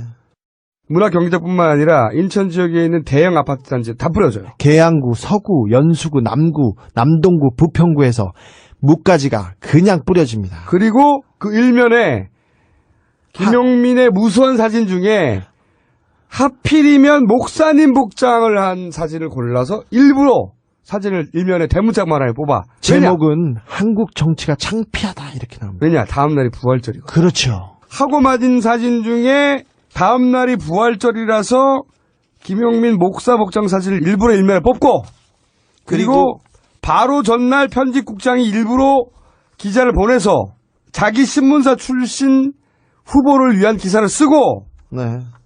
그리고 추가로 인쇄를 부평공장에 해서 수만 부를 지국 전체를 동원해서 인천 전역에 막 뿌려. 이게 지국이 단순히 마케팅용으로 결정할 수 있나? 자, 기사도 조금만 살펴볼게요. 교계에 따르면 김 후보는 작년 말 낙검수 미국 순회 공연 때 인터뷰에서 오늘날 한국교회는 일종의 범죄 집단과 다르지 않다며 한국교회는 척결 대상일 뿐이라고 했다. 이렇게 기사를 내보냅니다. 야, 여기 대해서 원래 했던 말을 네가 해줘봐. 모든 교회가 다 척결 대상이다. 이렇게 말하지 않았습니다. 아니, 당연히 그렇게 누가 그렇게 말하겠어. 또 뒷부분에 가서 이 땅에 거룩하고 순결한 교회가 굉장히 많다. 일부 타락한 목사들, 또 일부 교회로 인해서 그 뒤에 거 싹 빼는 거 아니야. 뺐지. 일부러 다 알면서 기사 봤으면서 예. 이 씨발 제대로 된 왜곡이지. 근데 다 알면서 그러는 거지. 그 기사만 앞부분만 봤겠냐? 당연히 뒷부분도 봤지. 아, 이게 언론이냐고, 이게. 그러니까 이게 지국이 결정할 수 없어. 왜? 지국이 다른 지국 전체를 어떻게 지시해? 당연히 최소한은 지사 단위에서 한 거예요. 그런데 편집국장이 보냈대잖아. 그렇죠. 지국 같은 경우는 뭐 하는 데냐면요. 신문을 배포하는 받아서 데입니다. 배달만 하는 데예요. 그렇죠. 그리고 지사라고 하면 기자 한두 명 있습니다. 한두 명이서 그냥 지역 내용 전하는 데예요. 그래서 여기서 공장이 있다고 해서 그걸 총괄하고 그러지 않습니다. 국가 선거에 개입했습니다. 이런 게 진짜 선거 개입이지. 우리가 언론이어서 문제였다고 쳐. 근데 우린 단 둘이야. 단 2명이라고. 이거는 대한민국 1등이라고 하는 조선일보가 회사 차원에서 개입한 거 아니야, 이게. 이런 게 진짜 선거 개입이지. 조중동이 선거 개입을 한 게 하루 이틀은 아니지만 이렇게 본격적이고 노골적으로 한 거는 진짜 최초야. 이번 선거 이렇게 때는 대놓고. 이번 선거 때는 조선일보가 진짜 빤스 벗고 뛰었습니다. 조선일보가 의제 설정 능력을 상실하긴 했는데 상실했어요. 예전에 날릴 때는 조선일보 기사 하나로 그냥 정치인 보냈다고. 혼자서 보냈죠. 혼자서. 근데 이제 안 됩니다. 안 되니까 조중동 연합하고 그냥 방송 3사 연합해가지고 빤스 벗고 덤볐거든. 빤스 벗고. 나를 부를 거면 조선일보 사주도 불러라 이거야. 나도 사주야 씨발. 그렇지. 씨발. 사주로 인정 축하. 사주로 나를 사주로 인정해라. 인정했다니까. 또 씨. 8년 전 김용민 막말이 세상에 알려졌을 때 조선일보는 대한민국 정치가 창피하다고 했습니다. 10년 전 김형태 지수 성추행 파문이 세상에 알려졌을 때 조선일보는 왜 옛날 일을 지금 들춰내냐고 했습니다.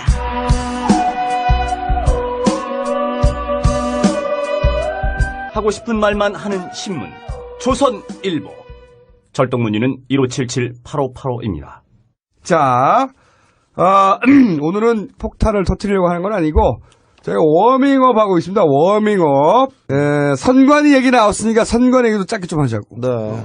슬슬 지금 특검하고 있어요. 11.6 부정선거 사건. 네. 잊고 계셨을 텐데 특검하고 진행 중입니다. 있는데 오늘 소식 하나 정언할게요. 디도스 특검팀에서 경찰청을 또 압수수색했어요. 경찰청 사이버 테러 대응센터는 그 디도스 공격으로 선관위를 공격한 애들을 효과적으로 잘 잡은 수사를 잘한 팀이에요.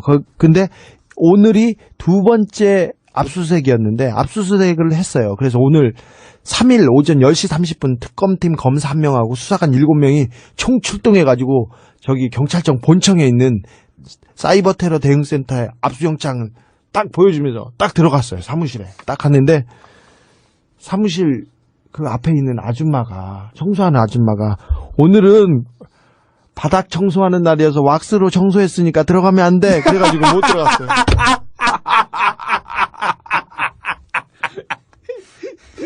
그래서 사무실에 아무도 없고 의자가 책상 위에 올려져 있는데 그 사이버 테러 대응센터 사람도 한 명도 없고 뭐 화분이나 의자 이렇게 날려 있는데 그리고 청소 아줌마가 제일 무서워. 그러니까 건물에서는 그래서, 아니 이러시면 안 됩니다.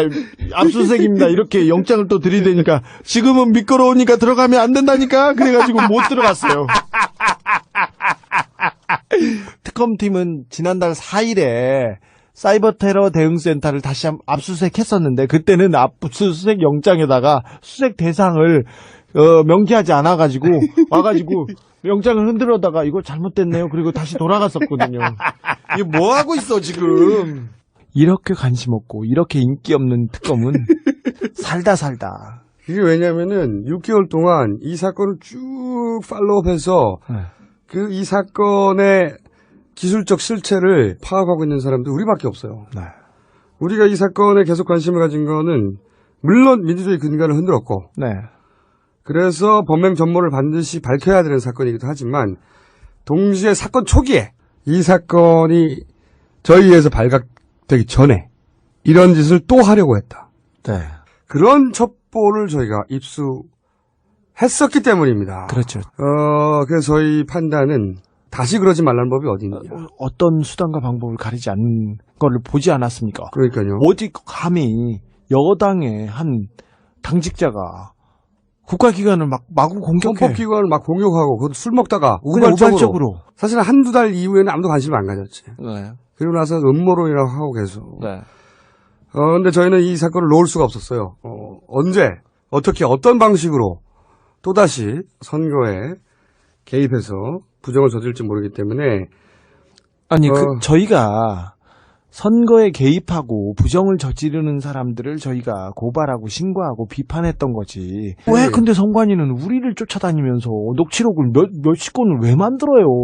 물론 우리만 쫓아다니는 건 아닌데 우리를 특별히 쫓아다녀. 특별히 얼마나 아끼는지. 대단한 애정으로 저희를 네. 살펴주셔서. 하지만 이 사건은 저희가 말이죠. 대선이 끝날 때까지 절대 포기하지 않고 끝까지 몰고 갑니다. 근데 특검이 조용해. 첩보에 의하면 이 특검이 기술적 이해도가 낮아서 도대체 기술적으로 무슨 일이 일어났는지 정확하게 이해를 못하고 있다고 해요. 그럴 수 있어. 왜냐하면 법률가들이 엔지니어가 아니니까. 네. 그건 이해해. 그럴 수도 있다. 이 엔지니어들이 설명을 해도 알아먹어야 되는데. 그렇죠. 멍하다고 하는 첩보가 네. 있습니다. 멍하다고 하는. 네. 좋습니다. 그 전반의 기술적인 내용을 다 이해할 수 없다면은 여기까지 이해하는데 우리가 특검에 요구할 게 한 가지 있어요. 아주 가벼운. 그죠. 아주 간단합니다. 가벼운 팁입니다. 특검이 반드시 초반에 해줘야 하는 일입니다. 중간 수사 발표할 텐데 아마도 90일이니까 한 절반쯤 지나면 하겠죠. 한 가지 요구합니다. 우리가 그동안 주장했던 핵심이 뭐냐? 이게 이제 10월 26일 있었던 부정선거 사건은 20대 몇이 우발적인 외부로부터의 디도스 공격만으로 일어날 수 없다. 네. 이게 핵심이었어요. 네.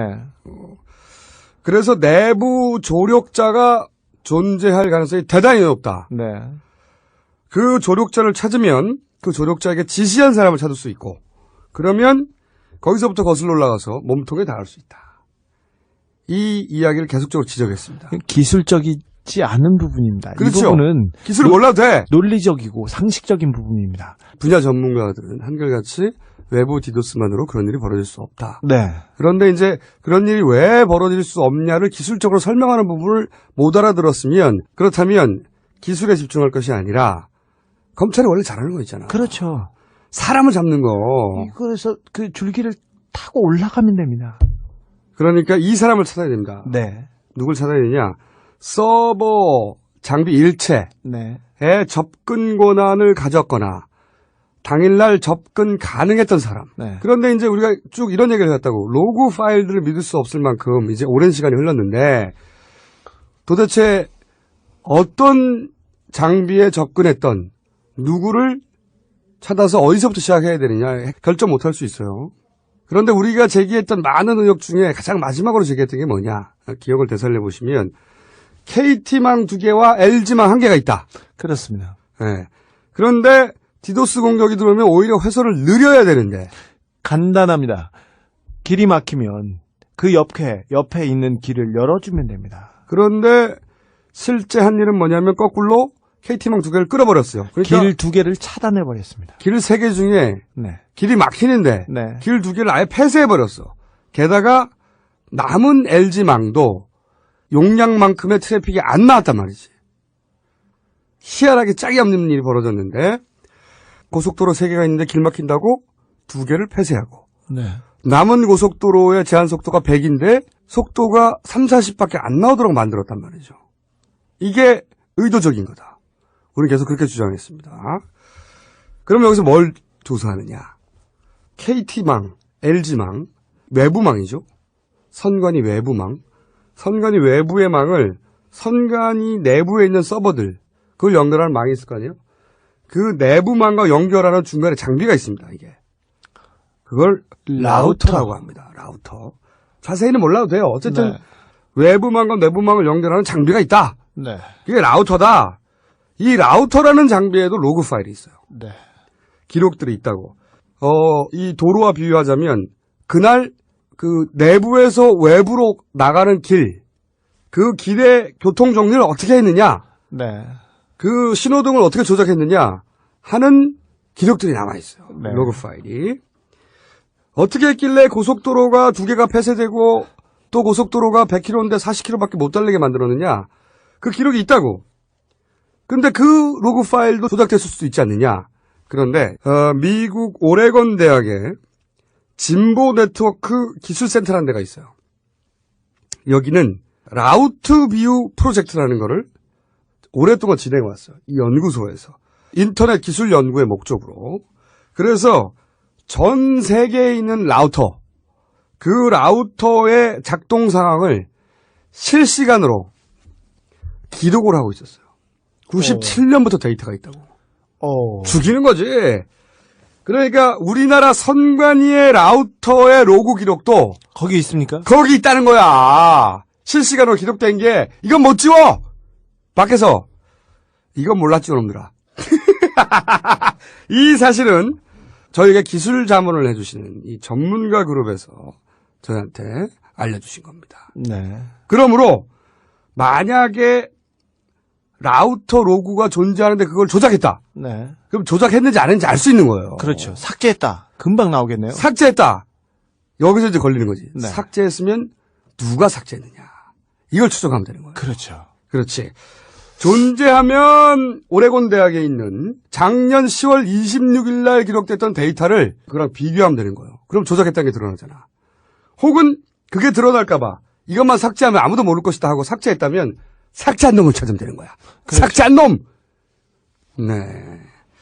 자, 저는 삭제했을 가능성이 상당히 높다고 봅니다. 네.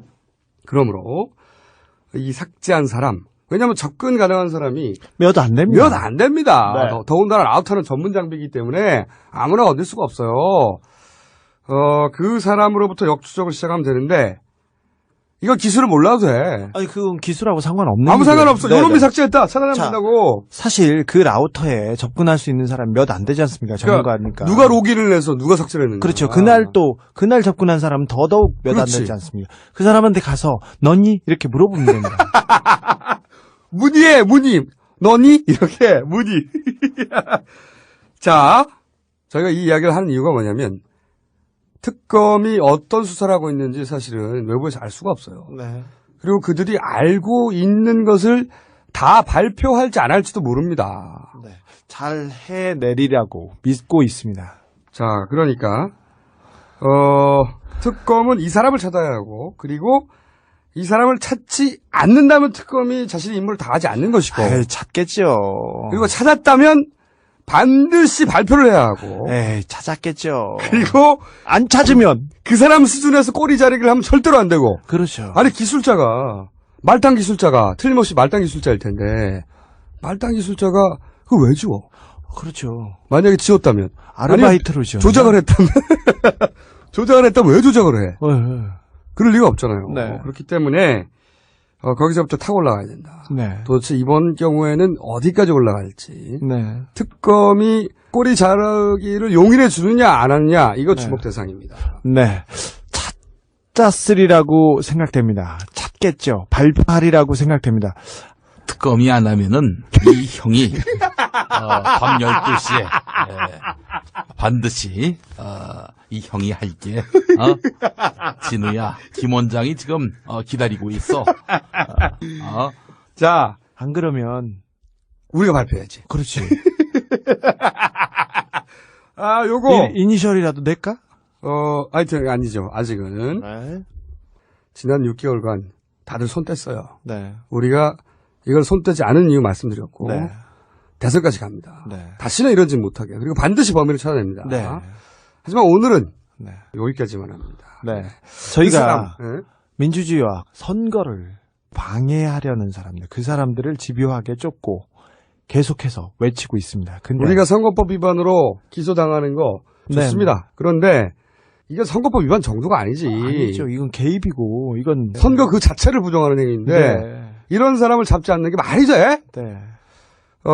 그 사람 단 한 사람만 찾아도 무엇이 입증되냐면 우리가 그동안 줄기차게 주장했는데 사실은 매체에서 받아주지 않았던 이것이 외부에서 20대 몇 명에서 일어난 우발적인 디도스 공격이 핵심이 아니고 실제로 당일 투표소 검색이 안 됐던 것은 내부 조력자가 없이는 불가능하다.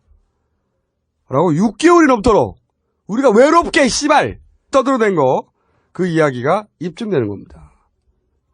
누군가 따로 존재한다는 거. 지켜봐 주십시오. 네. 자, 요 다음에 진도가 있을 테니까 기다려봐 주시고 특검 저희가 졸라 주목하고 있습니다. 네. 특별 변호사가 되지 않기를. 근데 우리한테 왜 문의를 안 하지? 우리가 네. 제일 많이 하는데. 기대합니다. 어쨌든 특검 화이팅 해주세요. 네, 화이팅! 요사이 듣자하니 KTX를 판다. 인천국제공항을 판다. 아닌 밤중에 홍두깨처럼 지하철 9호선의 승차요금을 500원이나 인상을 하고 시끌벅적할 때마다 곳곳에서 맥쿼리 하는데 막걸리? 아따 맥쿼리 몰라? 이 맥쿼리가 뭐냐 하면은 맥쿼리가 무엇이냐? 호주의 영국 식민시대 뉴사우스 웨일즈 총독이 맥쿼리라. 사람 이름이었어? 형님 이제 알겠어? 그런데 왜 호주도 아닌 한국에서 맥쿼리라는 이름이 이리 야단인 것인가? 그도 그럴 것이 외국계 투자회사 맥쿼리가 총독 맥쿼리라도 된 마냥 우리나라의 온갖 기반시설, 인프라들을 쥐고 흔들어 대니 그것들을 대강만 훑어봐도 요렇던 것이었다. 인천대교와 인천국제공항 고속도로, 우면산 터널, 서울 춘천 고속도로, 서울 9호선 도시철도, 영인 서울 고속도로, 대구 4차 순환도로, 천안 논산 고속도로, 광주 제2순환도로, 경남 마창대교, 부산 수정산 백양터널, 신항만 컨테이너 포도까지 전국 방방곡곡 도로터널 항만 공항대교 할 것 없이 맥쿼리를 거치지 않은 곳이 없구나. 어디 그뿐이랴. 전력의 도시가스 이제는 방송까지 진출하니 투자회사 맥쿼리와 총독 맥쿼리가 다를 바가 없구나. 이거 완전 깨알 같아. 이 투기 자본들이 공공재 빨대를 콕 하고 꽂아놓고 쪽쪽쪽쪽쪽 빨아들이고 있으니 요 빨대의 핵심이 바로 손해를 보존해준다는 MRG 미니멈 레베뉴 개런티 최소 수입 보장제. 나 영어 잘하지? 이 MRG는 MBG의 조카야. 진짜? 뻥이야. 맥쿼리 같은 투기 자본들이 땅 짚고 헤엄치듯 우리나라 재산과 혈세를 야금야금 먹어치우는 뒤 이 먹성질이 꼭 요렇던 것이었다. 국가 예산에다가 자기 자본 조금 보태 국가 기반 시설 공사하는 동안 토건족이 빼먹고 20% 넘는 고리대금업으로 빼먹고 완공 후엔 20-30년 운영권을 보장받고 장사가 예상보다 시원찮아. 손해가 예상되면 최소 수입 보장제 MRG로 빼먹고 무슨지? MRG! 에이. 시설 이용 요금 마구 올려 서민들 주머니 털어가니 MRG들과 MBG들이 혼나라 백성들의 국간을 털털어 해먹는구나. 일을 졸라 헤쳐먹어요. 하여튼 진짜. 국가 인프라에 대한 민자 사업의 실체가 이러한데 우리 각하께서는 이를 선진금융기법이라 부르며 팍팍 밀어주고 계시니 우리도 가만히 있을 수가 있겠느냐. 선진감옥기법을 도입한 감옥에 각하를 모셔놓고 100권이나 넣어드립시다. 자, 마지막으로 하나만 더 네. 짧게 정리합시다. 요즘 이 각하의 최측근들, 네. 예를 들면 최시중, 박영준 집중적으로 소환 구속되고 있습니다. 네. 이상득, 그러니까 대통령의 형도 저축은행 건, 그리고 비자금 건, 그리고 모스한 건. 사실 파이시티, 이 최시중과 박영준이 구속된 이 사건에서도 몸통은 이상득이라는 얘기가 계속 나옵니다. 하지만 아직 거기까지는 가진 않았는데 이상득도 나올 겁니다. 네, 이게 이제 집권 말기 레임덕에 의한 측근 비리가 한꺼번에 터져 나온 거라고 수상합니다. 그게 아니다. 이게 무작위로 터지는 것 같지만 매우 질서정연하게. 그리고 이미 수사가 다 돼 있던 상황이에요. 그리고 또 그 수사의 한계가 또 명확하게 지어져 있어요. 네. 예를 들어서 최시중 건. 그렇죠. 최시중 같은 경우는 수십 군데의 의혹이 있어요. 그리고 이 파이시티에서도 많은 의혹이 있는데 그 중에서 2007년 4월 이전에 알선 수재. 네. 요게 걸린 것처럼 하고 있어요. 최시중은 정치 자금이라고 얘기합니다. 그러면 2007년 4월 이전이면 공소시효도 지나거든. 그렇죠. 근데 검찰에서 묘하게 하나 기소했는데 그 즈음 겁니다. 요거 다퉈보면 죄가 법정에서는 그렇게 어떻게 될지 모르는 거예요. 사실은 최시중은 이거 말고도 많거든요. 수십 가지예요. 최시중의 양아들 정용욱이라는 애는 튀었죠 지금. 잘 있대요. 제가 그 측근한테 들었는데 말레이시아, 태국 이런 데 오가면서 잘 있대. 편안하대. 그 사람은 여기저기에서 의혹만 돈을 받았다는 의혹만 200~300억이 됩니다. 실제로는 더 많이 받았겠죠. 최시중 본인이 아니라 양아들이라고 하는 사람이. 친아들이라는 최성욱 사업체를 얼마나 많이 늘렸는지 아니 갑부가 됐어요. 심지어는 네일샵 이런 데서도 뜯고 다닙니다. 이 사람. 그리고 근데 그 의혹은 하나도 없어지고 최시중 본인은 또 다음 달에는 심장혈관 수술을 받게 돼 있습니다. 그러니까 진짜 보름 뒤에는 구속 집행 정지가 돼. 나와! 근데 염치가 없어도 이렇게 없는지 파이시티 이번 얘기를 보면은요. 이명박 대통령이 계속 추진하고 그 주변에 원세원 국정원장, 백용호 전 국세청장 지금도 청와대에 있고요. 박영준, 이상득, 최시중 측근들이 다 붙어가지고 하나를 해먹어요. 이 파이시티 사건은 잘 보십시오. 조만간 그냥 끝이 납니다. 네. 그 진짜 돈뭉치들 다 밝혀지지 않고 최시중을 건드렸다, 박영준을 건드렸다는 사실 자체 가지고 엄청나게 크게 언론 플레이가 되고 그리고 사건은 사고로 될 거예요. 이 사건이 터지기 2달 전에 이정배 파이시티 사장이 측근을 통해서 연락이 옵니다. 만나고 싶다고. 그때는 이 사건을 어떻게 성격했냐면은 양재동에 있는 물류센터, 우리나라에서 가장 큰 물류센터 사업을 처음에 하다가 이상득 주변 애들한테 돈을 다 뺏겼는데 결국은 이상득한테 이 사업권까지 뺏겼다. 이렇게 얘기하면서 만나자고 했었습니다. 2달 전에는. 네. 사실은 이 사업권이 포스코하고 우리은행에 넘어가거든요. 그렇죠. 포스코, 우리은행 다 우리 각하의, 우리 이상득의 다 주변 사람들입니다. 이런 사건인데 정리되는 거 보면 몸통들은 다 사라지고 갑자기 2007년 4월 5월쯤에 푼돈 몇 억 이 사건으로 축소되는 거야 지금. 돈이 로비 자금으로 사라졌다고 주장하는 게 그 파이시티 사업하는 사람들은 로비 자금으로 사라졌다고 주장하는 게 1,000억이 넘습니다.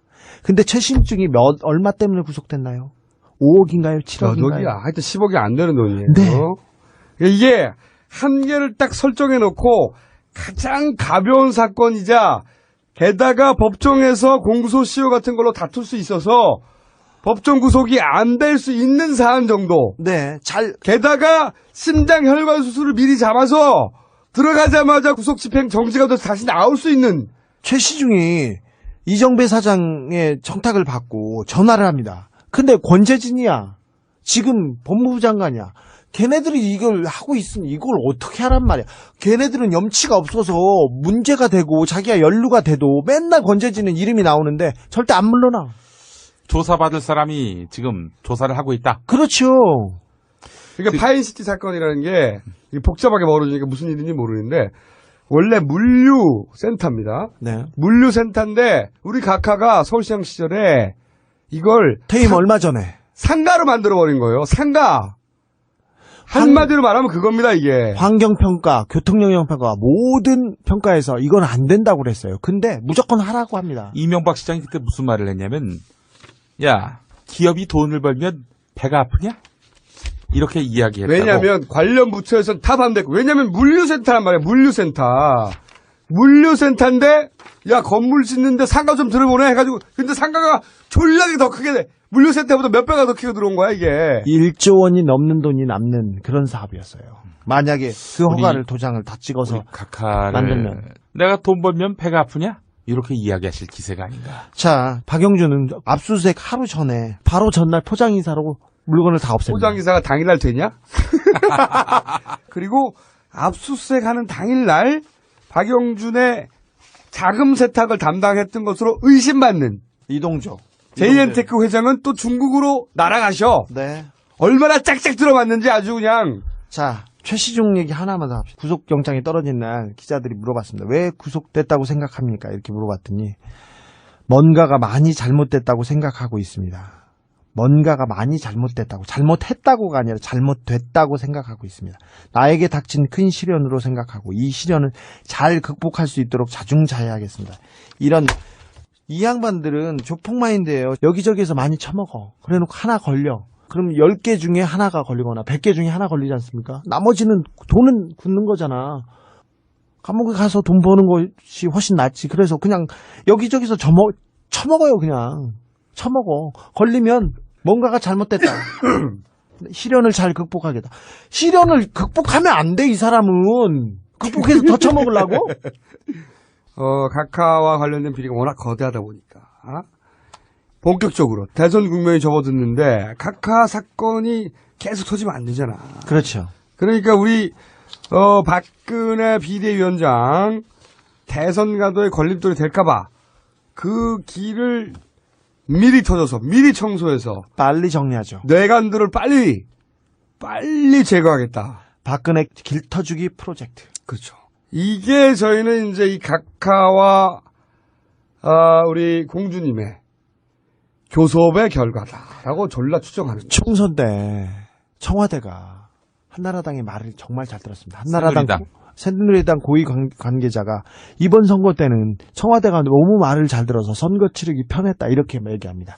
친이계 좌장이라는 사람들, 친이계에서 힘께나 쓰는 사람들이 갑자기 다 내가 잘못했네? 내가 안 가네? 그러면서 불출마 선언하고 길을 터줍니다. 갑자기 모든 게 정리돼 버려. 모든 갈등이. 김무성 안상수. 그러니까 이게 각하 라인 쪽에서도 힘을 쓰고 우리 공주님 라인 쪽에서도 힘을 써서 그 힘이 만나 교섭의 결과다. 그렇죠. 라고 저희는 졸라 추정하고 네. 각하가 현직 대통령입니다. 법무부 장관, 검찰총장, 민정수석, 국정원 움직일 수 있어요. 당연하죠. 그렇기 때문에 각하와 이 공주께서 사실은 서로 이해가 맞아떨어지는. 말하자면 우리 각하는 퇴임 이후에 노후 보장이 필요하고 우리 공주께서는 대선을 이겨서 집권하는 게 필요하단 말이지. 그러기 위해서 걸림돌이 되는 것은 상호 합의하에 마구 정리하고 있어요. 가이드라인을 정해서 신속하게 쳐내자. 내곡동 땅 문제도 검찰이 속도를 내서 카카의 아들 시영 씨를 서면 조사했어요. 그리고 이 파이시티 문제도 그러는데 가장 경미한 걸로 바로 잡아서 정리하고 있습니다. 그런데 이렇게 주르륵 정리해 놓으면 각하와 관련된 각하 측근과 관련된 비리들이 다 정리됐다는 느낌을 준단 말이죠. 그렇죠. 이미 그러고 있지 않습니까? 왜냐면 파인시티 돈 막 어쩌고저쩌고 하면 사람들이 뭐 큰일이 있었고 벌을 받고 있구나 이렇게만 생각한단 말이지. 네. 측근들이 다 이걸로 경미하게 처리되고 끝나올 수 있다는 말이지. 그렇습니다. 그럼 MB 심판론은 대선에 힘이 빠진다는 거지. 총선 때 이미 그 프로젝트가 가동이 성공적으로 됐고. 가동됐습니다. 조중동과 방송이 MB를 파묻었습니다. 그래서 어디에서도 MB가 나오지 않았어요. 그렇지. 대신 네가 나왔지. 용민만 나왔어요. 지금도 마찬가지입니다. 지금 대선 후보가 나오기 직전이에요. 그리고 어수선하지 않습니까? 출마 선언하고 그 직전에 마구 정신 없을 때 정리하고 게다가 조중동도 이 뉴스를 마구 다뤄요. 그럼요. 분량을 쏟아내고 있어요. 원래 이렇게 뉴스 분량이 쏟아지면 뉴스 피로도가 올라갑니다. 그럼 파인 시티를 하나만 남고 이미지만 남아요. 다 처리되었다. 자, 최시중, 박영준 어쨌거나 구속됐지 않습니까? 구속했네? 싸그리 정리했네? 이렇게 생각하지 않습니까? 그렇죠. 남은 건 이제 이상득 형 하나밖에 없어요. 어느 시점에 써먹겠죠. 네. 좀 더 효과적으로, 결정적으로. 네. 가장 경미한 건을 하나 잡아서 처리한다고 봅니다. 구속됩니다. 형이 이 대통령의 그 형들 보니까 참 불행해. 그래서 밤 12시에 대통령 형 연습하고 있어. 아, 진짜. 이런 거래가 성립되는 것이 서로가 서로의 약점을 알고 그리고 서로의 이해가 맞아 떨어지고 그러기 위해서 걸림돌이 되는 건 미리 다 치는 건데 이 둘이 교집합의 사건 같은 게 있어요. 네. 예를 들면 저축은행 사건이 저축은행 있었습니다. 사건. 네. 여기에는 각하의 형 또 공주의 동생 동시에 연루되어 네. 있는 걸로 졸라 의심되는 사건입니다. 대형 로비스트들이 있었고요. 예를 들면 박태규. 그렇죠. 박태규 씨가 양쪽 모두를 만났어요. 가장 또 결정적일 때 저축은행이 망하기 직전에 로비가 가장 필요할 때 그때 집중적으로 만납니다. 그때 각하의 형도 만났고 그리고 박근혜 비대위원장의 동생도 만났고 네. 박근혜 비대위원장 본인도 만났다고. 박태규가 만났다고. 만났다. 박근혜 위원장 아무나 안 만나죠. 그럼요. 그런데 그것을 만났다고 증언하는 사람이 있고 저희가 그 사람을 만났어요. 굉장히 박태규의 측근입니다. 그렇죠. 모를 수 없는 박태규 씨가 누구를 만났는지 모를 수 없는 사람을 저희가 만나서 이야기를 직접 들었어요. 한겨레 20일에서 박근혜 비대위원장이 박태규 씨를 만난 것으로 알려졌다고 보도를 했으나 박근혜 비대위원장은 부인했습니다. 근데 아니다. 측근은 정확한 일시와 장소를 찝어서 얘기하고 있습니다. 자, 그 얘기를 저희가 한번 여기서 들어보겠습니다. 박태규가 부산저축은행 로비스트로 알려져 있는데 네. 박태규가 어떤 사람입니까? 주로 이제 편집국장, 보도국장, 언론인들을 상대로 언론계 발이 넓어서 언론계 예. 모르는 사람이 없었어요. 좀 마당발이죠. 네. 마당발인데 그분이 예전에 언론사에 있을 때 편집국장이 일반 기자 시절부터 계속 이제 돈독하게 친분을 관계를 맺으면서 네. 그래서 이제 국장까지 올라오고 청와대에 얼마 전에 이제 구속되신 분 있죠. 김두시. 예, 김두시 그분도 예전에는 언론인 출신이었어요. 그렇죠. 기자였어요. 중앙일보 기자. 예, 기자였는데 그때도 이제 계속 이제 친분을 만나면서 청와대에 계실 때도 계속 만났습니까? 청와대에 있을 때 제가 3번 정도 들어갔었어요. 청와대? 예. 들어가면서 이제 처음에는 몰랐는데 김두시를 이제 나오는 자리에서 이분이 어디서 많이 봤는데 누군지는 몰랐죠, 처음에는. 아, 텔레비전에 나왔을 때? 예, 나왔는데 근데 이제 한 번, 두 번 이제 만나면서 이분이 이명박 대통령 그렇죠. 글 쓰시는 분이구나. 예. 그때서야 제가 알았죠. 박태규 씨가 또 누구 만났어요? 한전에 김쌍수라는 분이랑 네, 사장이요. 예, 그분이랑 예전에 안상수 네. 예, 앙상수 한나라당 그분도 만났었고 네. 김문수 도지사 네. 그리고 예전에 윤중영 기획재정부 장관. 기획재정부 장관. 예. 저기 김문수 도지사는 언제 만났습니까? 김문수 도지사 그분은 2010년경에 네. 자주 만나 뵌 것 같아요. 자주 만났어요? 예. 도지사 시절에. 그렇죠. 네. 어떤 일로 만나요? 그럼 바쁘신 분들이 무슨 이유가 없이 그냥 밥이나 먹자 이러지는 않았을 거 아닙니까? 주로 이제 처음에는 이제 안상수 대표를 만나는 자리에서 네. 또 김문수 그때 한나라당 대표 시절에 박태규가 만난 거죠? 그렇죠. 예. 대단하네요. 예, 대표 시절에 이제 그 박태규 씨가 예전에 그 서대문로에 가면은 미당이랑 한정식 집이 있어요. 네, 압니다. 미당 저도 저 그 옆집에서 밥 많이 먹었어요. 예, 미당 한정식 집에 가면은 그 일명 뭐 한복집이라고 하는데 알죠. 예. 거기서 이제 처음 만남을 가졌었어요. 고급 한정식 집이죠. 예, 안상수 대표가 만나는 자리인데 그때도 좀 제가 좀 이상한 게 보통 이제 초청을 했는 사람이 이제 술값을 내거나 그렇게 되는데 이상하게 안상수 대표의 비서 그분이 술값을 계산하더라고요. 아, 네. 그것도 당 대표인 법인카드를 계산하더라고요. 그래요. 좀 이상하다 생각을 들었었거든요. 박태규가 거물이네요. 거물을. 네. 네. 그러고 난 뒤에 자리를 한 2시간 반 정도 가지다가 이제 어떻게 박태규 씨가 이렇게 업무를 만들었는지 아니면 어떻게 이제 일을 만드는지 몰라도 안상수 대표의 휴대폰을 가지고 있더라고요. 안상수 대표 휴대폰을? 예, 휴대폰을 가지고 있으면서 휴대폰 번호가 아니라? 예, 휴대폰을 가지고 있으면서 전화가 오니까 내가 이 휴대폰을 가지고 있는데 근데 멀리 안 갔으면은 잠시 좀 만납시다 그러더라고요. 아, 네. 그래서 이제 그 프라자 호텔이라고 있죠. 네. 예, 프라자 호텔에서 만나면서 내가 이러한 자리를 앞으로 계속 마련하고 앞으로 이런 쪽에 자리를 많이 해주고 조언도 많이 해줄 테니까 한번 자주 만남의 기회를 가집시다라는 얘기를 하더라고요. 그때 안상수 대표가 대권의 뜻이 있어서 그 꿈을 크게 꿀 때입니다. 그때. 예, 그런 것 같아요. 네. 그래서 이제 안상수 대표가 박태규 씨한테 명함이 있으면 하나만 돌라 그러니까 어차피 정치 부르고 명함이 없잖아요. 사무실도 없고 아무것도 없거든요. 네. 그래서 명함은 사무실도 없습니까? 네, 없었습니다. 없었는데 명함은 없고 내 연락처를 알려드릴 테니까 앞으로 좋은 만남을 가지자. 그런 얘기를 한 번 더 했었어요. 네. 그러고 난 이후에 이제 한 일주일인가 10일 정도 지나고 난 후에 이제 그 국회 부근에 일식집인데 점심 식사를 한번 또 같이 한 적이 있었어요. 단둘이서. 네. 그러면서 이제 거기서 이제 한 시간 반인가 이제 얘기를 나누시고 또 나오시더라고요. 네.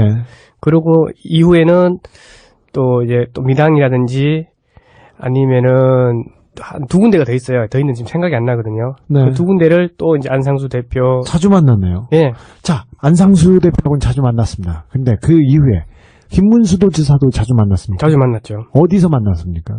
언제쯤 만났습니까? 그때도 이제 안상수 대표랑 한참 만나는 그 시기에 네. 같이 만났죠. 2010년 경인데 초네요. 안상수 대표가 예전에 그 자서전 한번 한 적이 있었어요. 책을 낸 적이. 네네. 그때 한참 만났죠. 김문수 도지사랑 같이도 만나고 어떤 일 때문인지 모르시고요. 그렇죠. 저는 이제 대기를 하고 있었으니까. 근데 자주 만났다 이거죠. 자주 만났죠. 2010년이면 부산저축은행에서는 무슨 일이 벌어지고 있으니 한참 어려울 때였는데. 예. 그렇습니다. 김문수 도지사는 자주 만났고. 네. 한정식집 그리고 호텔에서도 만났습니까? 호텔에서 만났죠. 어느 호텔이요? 호텔은 이제 인터콘티넨탈 호텔도 네. 있었고. 네. 그리고 프라자 호텔. 네. 그리고 저기 팔레스 호텔. 네. 거기 팔레스 호텔 중식당. 예. 네. 프라자 호텔 일식당. 네. 많이 가던 곳이에요. 네, 맞습니다. 네. 그리고 예. 또 이상득 의원도 한 2번 정도 만난 걸로 제가 봤습니다. 언제 만났습니까? 2011년 초로 알고 있거든요. 네. 초에 만나가지고 커피숍에서 이야기하는 모습을 봤는데 그때 당시에는 이상득인지 몰랐었어요, 제가. 2011년 초에. 예. 어디서 만났어요? 어느 호텔? 인터콘티넨탈 호텔에서요. 호텔 커피숍에서. 예. 1층 커피숍. 1층 커피숍이 아니라. 넓은 공간인데. 예, 1층 커피숍이 아니라 그 1층에도 보면은 약간 복층으로 된 데가 있어요. 아, 그렇죠. 구석진데, 어두운데. 네. 어두운 데서 얘기를 하고 계시다. 그분은 항상 만나면은 항상 구석진데라든지 안쪽으로 들어가요. 어두운 네. 곳으로. 거기서 이상득 의원을 만났다. 예, 얘기한 걸 들었죠. 2011년 초라. 예. 그 중요한 시기에 만났네요. 2번 만났다고요? 한 2번 정도 본 것 같아요. 인터콘티넨탈 호텔하고 그랜드 인터하고 네. 그쪽에서 한번 만나 뵌 것 같아요. 아, 코엑스의 그랜드 인터. 예. 네네. 인터콘티넨탈 호텔에서 또 다른 분도 만나셨죠? 예.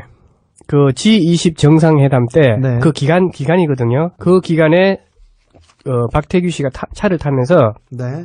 그 박근혜 대표와 만나가지고 이런저런 얘기를 하고 탔다. 그런 얘기를 하더라고요. 네. 그래서 뭐 박태규 씨가 박근혜 한나라당 전 대표를 만났다. 그분이 아무나 만나는 분이 아니신데. 제가 한 번씩 이래 얘기를 이래 통하는 거 들어보니까 네. 그 박정희 대통령에 대한 빚을 갚기 위해서 너무나도 뭐 억울한 면도 있고 너무나도 사죄할 일이 있는데 큰딸을 통해서 큰딸 박근혜 씨를 통해서 내가 대신 사과하니까 마음이 편하다는 통화 내용을 몇 번 들었었어요. 그래요? 예. 누군지는 모르겠어요. 그 누구하고 통화했는지는. 2010년 11월. 네. G20 정상회담 기간에 아주 바쁠 때인데 그때 코엑스 인터컨티넨탈 호텔에서 박태규 씨가 박근혜 전 대표를 만났다는 거죠. 그렇죠. 그 당시에는 박태규 씨가 부산저축은행 구명을 위해서 정관계에 아주 광범위한 로비를 하고 있었을 때입니다. 근데 그 당시에 만났습니까? 네. 부산저축은행 로비스트로 맹활약을 하는 거에 대해서는 알고 있었죠. 그 당시에. 그 당시에는 이제 그 임피리얼 호텔이라고 네. 그 호텔에 자주 임페리얼 팰리스 호텔에서. 예, 옛날 아미가 호텔이거든요. 그렇죠. 자주 갔었는데 처음에는 이제 그 유상증자 때문에 간지는 몰랐고 그렇죠. 유상증자 때문에. 예, 몰랐고 일반 그냥 상무나 전무를 만나가지고 저축은행에 부산저축은행. 예. 그때 당시에 상무가 전무인 줄 알았지 그분이 네. 김양 부회장인지는 몰랐죠. 네. 그때 당시에는 여러 번 갔었어요. 근데 나중에 보니까 김양 부회장과 만나서 유상증자나 돈을 끌어오기 위해서 대단히 그 동분서주하고 그치, 미팅을 하고 있었죠. 그 당시에 박근혜 대표를 만났다 이거죠. 예, 그렇죠. 박근혜 대표를 만나서 무슨 얘기를 했다는 거는 모르죠. 모릅니까? 예. 박지만 씨도 자주 만났습니까? 박태규 씨가? 한 번 정도 딱 봤습니다. 네. 예, 한 번 정도 기억이 나네요. 서양희 변호사도 같이 만났나요? 박지만 씨의 부인? 얼굴을 모르시죠? 얼굴 모르겠습니다. 네. 근데 박지만 씨하고 만나서 뭐 했습니까? 그냥 뭐 식사를 하는 거를 봤었어요. 제가. 네. 식사를 하고 그 당시였습니까? 2010년 11월이나 그 무렵에 했습니다. 그 무렵에. 예. 그럼 박근혜 대표를 먼저 만났습니까? 박지만 씨를 먼저 만났습니까? 그 앞뒤 정도 될 것 같은데. 앞뒤로. 예, 기간이 한 달 정도 있더라고요. 네. 공백 기간이. 저기 박근혜 대표를 만나서 밥을 먹었습니까? 그 내용은 제가 언제 점심 때였나요? 아니면 점심 때였습니다. 점심 때. 예, 점심 시간 중에 타고 나서 이제 얘기를 하시더라고요. 점심 시간에 만났다 이거죠. 예. 점심을 먹었는지 그 이후로 이제 1시 이후로 탔었으니까 네. 점심을 먹지 않았나. 그렇죠. 점심을 먹었는지는 모르지만 점심 때 만났다. 네. 박지만 씨도 만나서 밥을 먹었다 이거죠. 그래서 이제 그분은 이제 워낙 이분 스타일은 어떻습니까? 워낙 마당발이다 보니까 네. 지인의 지인을 통해 가지고 한 달이 두 달이 걸치면은 바로 밥 먹나요? 바로 이렇게 연결이 되더라고요. 자연스럽게. 아니요, 저도 마당발이에요. 예. 밥은 잘 안 먹거든요. 이상하게 이 입소문을 잘 타시더라고 박태규 씨가. 네. 예. 자, 박지만 씨하고 사전에 이렇게 친분이 있습니까? 사전에 친분을 어떻게 돈독하게 만났는지 모르겠지만은 그 기회를 자연스럽게 만난 것 같아요. 제가 네. 봤을 때는. 박지만 씨는 삼화저축은행하고 관련이 있는데 이분이 박태규 씨가 제일저축은행을 봐준 거는 김양 부회장이나 제일저축은행을 봐준 거는 맞습니다. 다른 저축은행도 봐줬습니까? 다른 저축은행까지는 모르겠네요, 제가. 네. 예. 제가 다시 묻겠습니다. 김문수 경기도지사를 박태규 씨가 몇 차례나 만났습니까? 한 20차례 넘었고 30차례 안팎으로 만난 것 같아요. 그렇게 자주 만났습니까? 예. 왜냐하면 절친이네요? 그렇죠. 관청까지도 갔었으니까. 관청에도 가시고. 예. 왔다 갔다. 일요일도 관청에도 가고, 뭐 평일날 뭐 양평이나 그쪽에서 이제 골프 치나요? 예, 아니요. 식사도 같이 했었고, 네. 공도 같이 쳤었어요. 네. 쳐서 골프도 같이 하고, 저기도 했다고요? 관청에, 그 관사에 같이. 관사에도 여러 번 갔었죠. 아. 한 서너 번 갔었죠. 제가 매우 알기로. 가까운 사람이었네요? 굉장히 급속도로 이제 발전이 되더라고요. 그때 날. 만나서요. 2010년쯤에 만나서 급속도로. 그렇죠. 그 전에 친분이 있는지는 모르고요. 예, 모르고요. 예, 공도 치고 안상수 대표, 김문수 도지사랑도 같이도 공도 쳤을 때도 있었죠. 네. 치고 그 앞전에 이상하게 전두환 대통령이 앞전에 티업이 또 있어가지고. 골프장 어디 갔습니까? 한성 갔습니까? 한성이 88이? 아니라 아니요, 거기가 아니고 거기가 기억이 안 나는데 하여튼 경기도 쪽이에요. 네. 경기도 어느 동네? 경기도 양평 쪽이었어요, 제가. 네. 예. 알겠습니다. 김문수 도지사하고는 절친이었고 그 다음에 네. 박근혜 대표도 부산저축은행 구명을 위해서 정관계로 열심히 뛸 때 그렇죠. G20 정상회담 기간 중에 한참 시끄러웠던 네. 2010년 11월 네. 점심 때 만나서 어떤 얘기를 하고 헤어졌다. 예, 그렇죠. 잘 알겠습니다. 네. 그러니까 각하 혼자만 연루된 게 아니야, 이게. 그렇죠. 이게 어떻게 하다 보니까 우리 박근혜 비대위원장도 등장을 해요. 동일한 사건에. 네. 총선 직전에 이철수, 또 다른 로비스트입니다. 대형 로비스트입니다. 이철수가 잡혔습니다. 검찰이 잡기 싫었습니다. 하지만 우리가 모종의 역할을 해서 잡았습니다. 요 사건들 오늘은 간단하게 맛배기로 워밍업으로 간을 보고 앞으로 저희가 쭉 다루기로 하겠습니다. 네. 어째는 진실이 갇히고 국민이 입을 닥치고 어느 분의 시중 들던 그분이 일을 마치고 진실도 서울에서 또다시 홍성으로 금줄이 필요하면 go to the 삼성으로 선거 관리를 해 비서 몇 명에게 주도수로 뚫리는 선세한 관리를 해 그들은 누가 볼 때 술 먹은 점쟁이 술 먹고도 바뀐 투표서 예지를 했다지 진실을 과도하게 호도한 나머지 밝힐 것이 없어 기자 휴가를 냈다지 그 휴가가 길어지면 위에서 나 사표로 다 처리한다 협박한다 그래서 뉴스 타파 세상을 비판하는 거 아냐 왜냐면 나란 주어는 없다 정말 없다 이리도 혼란한 세상에 끝없이 달린 마라토너 봉주가 없다 You went too far Go away Cause G 이게 다 소녀시대 노래입니다 Why did you went too far Go away Cause G 이게 다 소녀시대 노래입니다 G 베이베 돌아오라 마지막으로 요 얘기도 좀 해야 되겠다. 요즘 보수 매체에서 말이죠.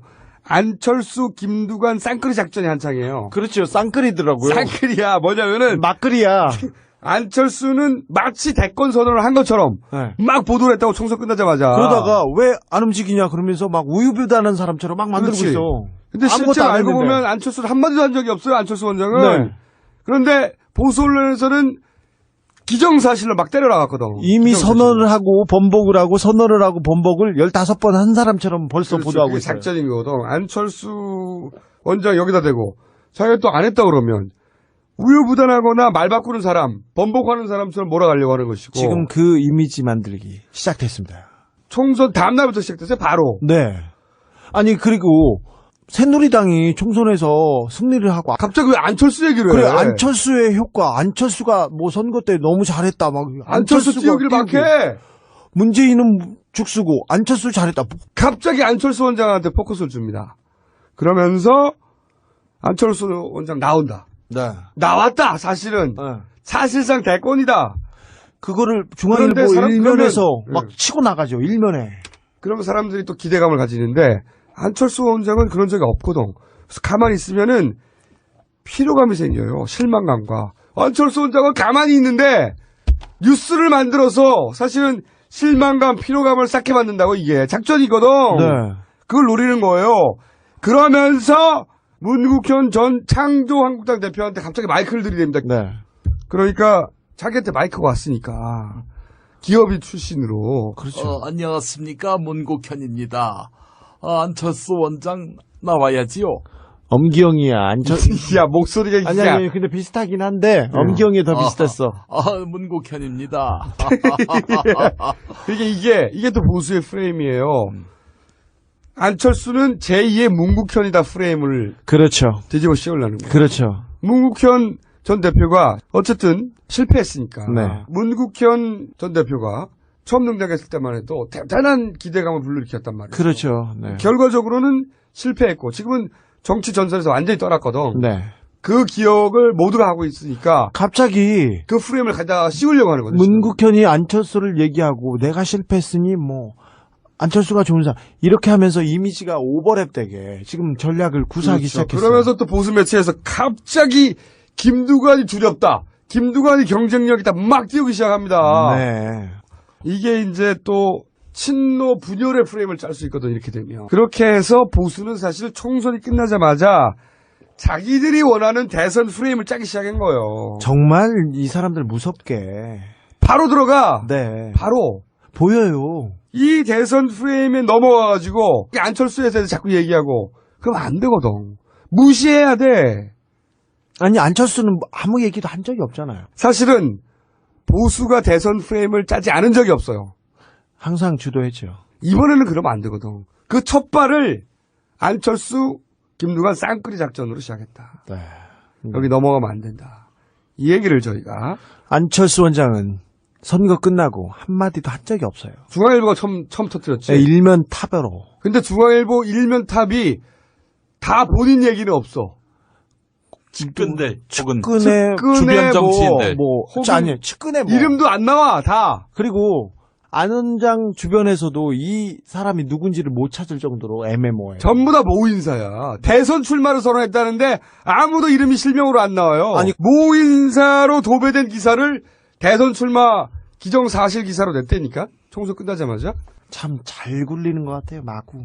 지금은 그렇게 마구 보수 매체에서 짜려고 하는 자기들만의 대선 프레임에 걸려들면 안 됩니다. 네. 지금은 좀 여유를 가져야 돼요. 네. 생각해보면 노무현 대통령도 후보가 결정된 이후에 한때 지지율이 이회창, 정몽준, 그 다음 3위까지 떨어진 적이 있어요. 많이 떨어졌었어요. 한참 떨어져서 당시에 민주당 내에서 후보를 바꿔야 된다는 얘기가 나왔다고. 후단협이라고 가장 강력한 조직이 있었어요. 그러면서 탈당한 의원들이 한두 개 아니었어. 많았죠. 노무현 안 된다고 바꿔야 된다고. 노무현 대통령이 그런 시절이 있었어요. 그리고 견디다 못해서 대선 한 달 전에 여론조사로 단일화를 했다고. 그걸 불리한 상황이었는데 그걸 받아들였죠. 분명히 여론조사 지지도는 정몽준 후보한테 지고 있었습니다. 하지만 그 불리한 조건을 다 받아들여서 단일화가 성사됩니다. 그러니까 대선은 복마전입니다. 앞으로 엄청나게 많은 일들이 벌어져요. 시간이 많이 남았어요, 아직. 갈 길이 멉니다. 그러니까 보수 매체에서 뭐라고 하면 일단 그 의도를 의심해야 봐요. 아까 보셨지 않습니까? 조선일보의 맨 얼굴을. 그러니까 보수 매체는 그들만의 대선판을 시작했어요. 조선일보에서 칭찬하면 그게 잘못됐다는 거를 생각을 해야 됩니다. 항상 왜 이런 말을 할까? 왜 누군가를 칭찬할까? 왜 누군가를 공격할까? 그 관점에서 그들의 의도를 파악해라. 그럼 보수가 진짜 두려워한 게 뭔지 그게 드러나죠. 그리고 그게 드러나면 우리 싸움을 할 수 있는 거예요. 그걸 그 의도를 지켜보면서 우리 싸움을 해야 되는 겁니다. 견뎌내고 간파해야 됩니다. 이번에는 정말 제대로 싸워야 됩니다. 그 작업을 이제 저희가 시작할 테니까. 드디어 본 게임이 시작됐어. 네. 이 싸움이, 이 본 게임이 끝나는 그날까지. 네. 용민 네가 오랜만에 해봐. 쫄지 마. 형이. 아이, 그만하고. 우리 선거 끝나는 날까지. 진우 왜 이렇게 웃어? 정말 똑같아. 너무 똑같아. 라면 먹고 싶어? 본 게임이 끝나는 그날까지, 쫄지 마. 끝. 형 야, 말고. 두준은 네가 한번 해봐. 저는 그거 안 돼요. 한번 해봐. 쫄지 마. 에이, 안 돼. 졸라게 맹아리가 없네. 씨발. 자, 그럼 다시 하겠습니다. 제가 할 수 없이. 본 게임이 시작됐어요. 이 본 게임이 끝나는 그날까지 아무도 쫄지 마! 끝! On the upright. So frustrated.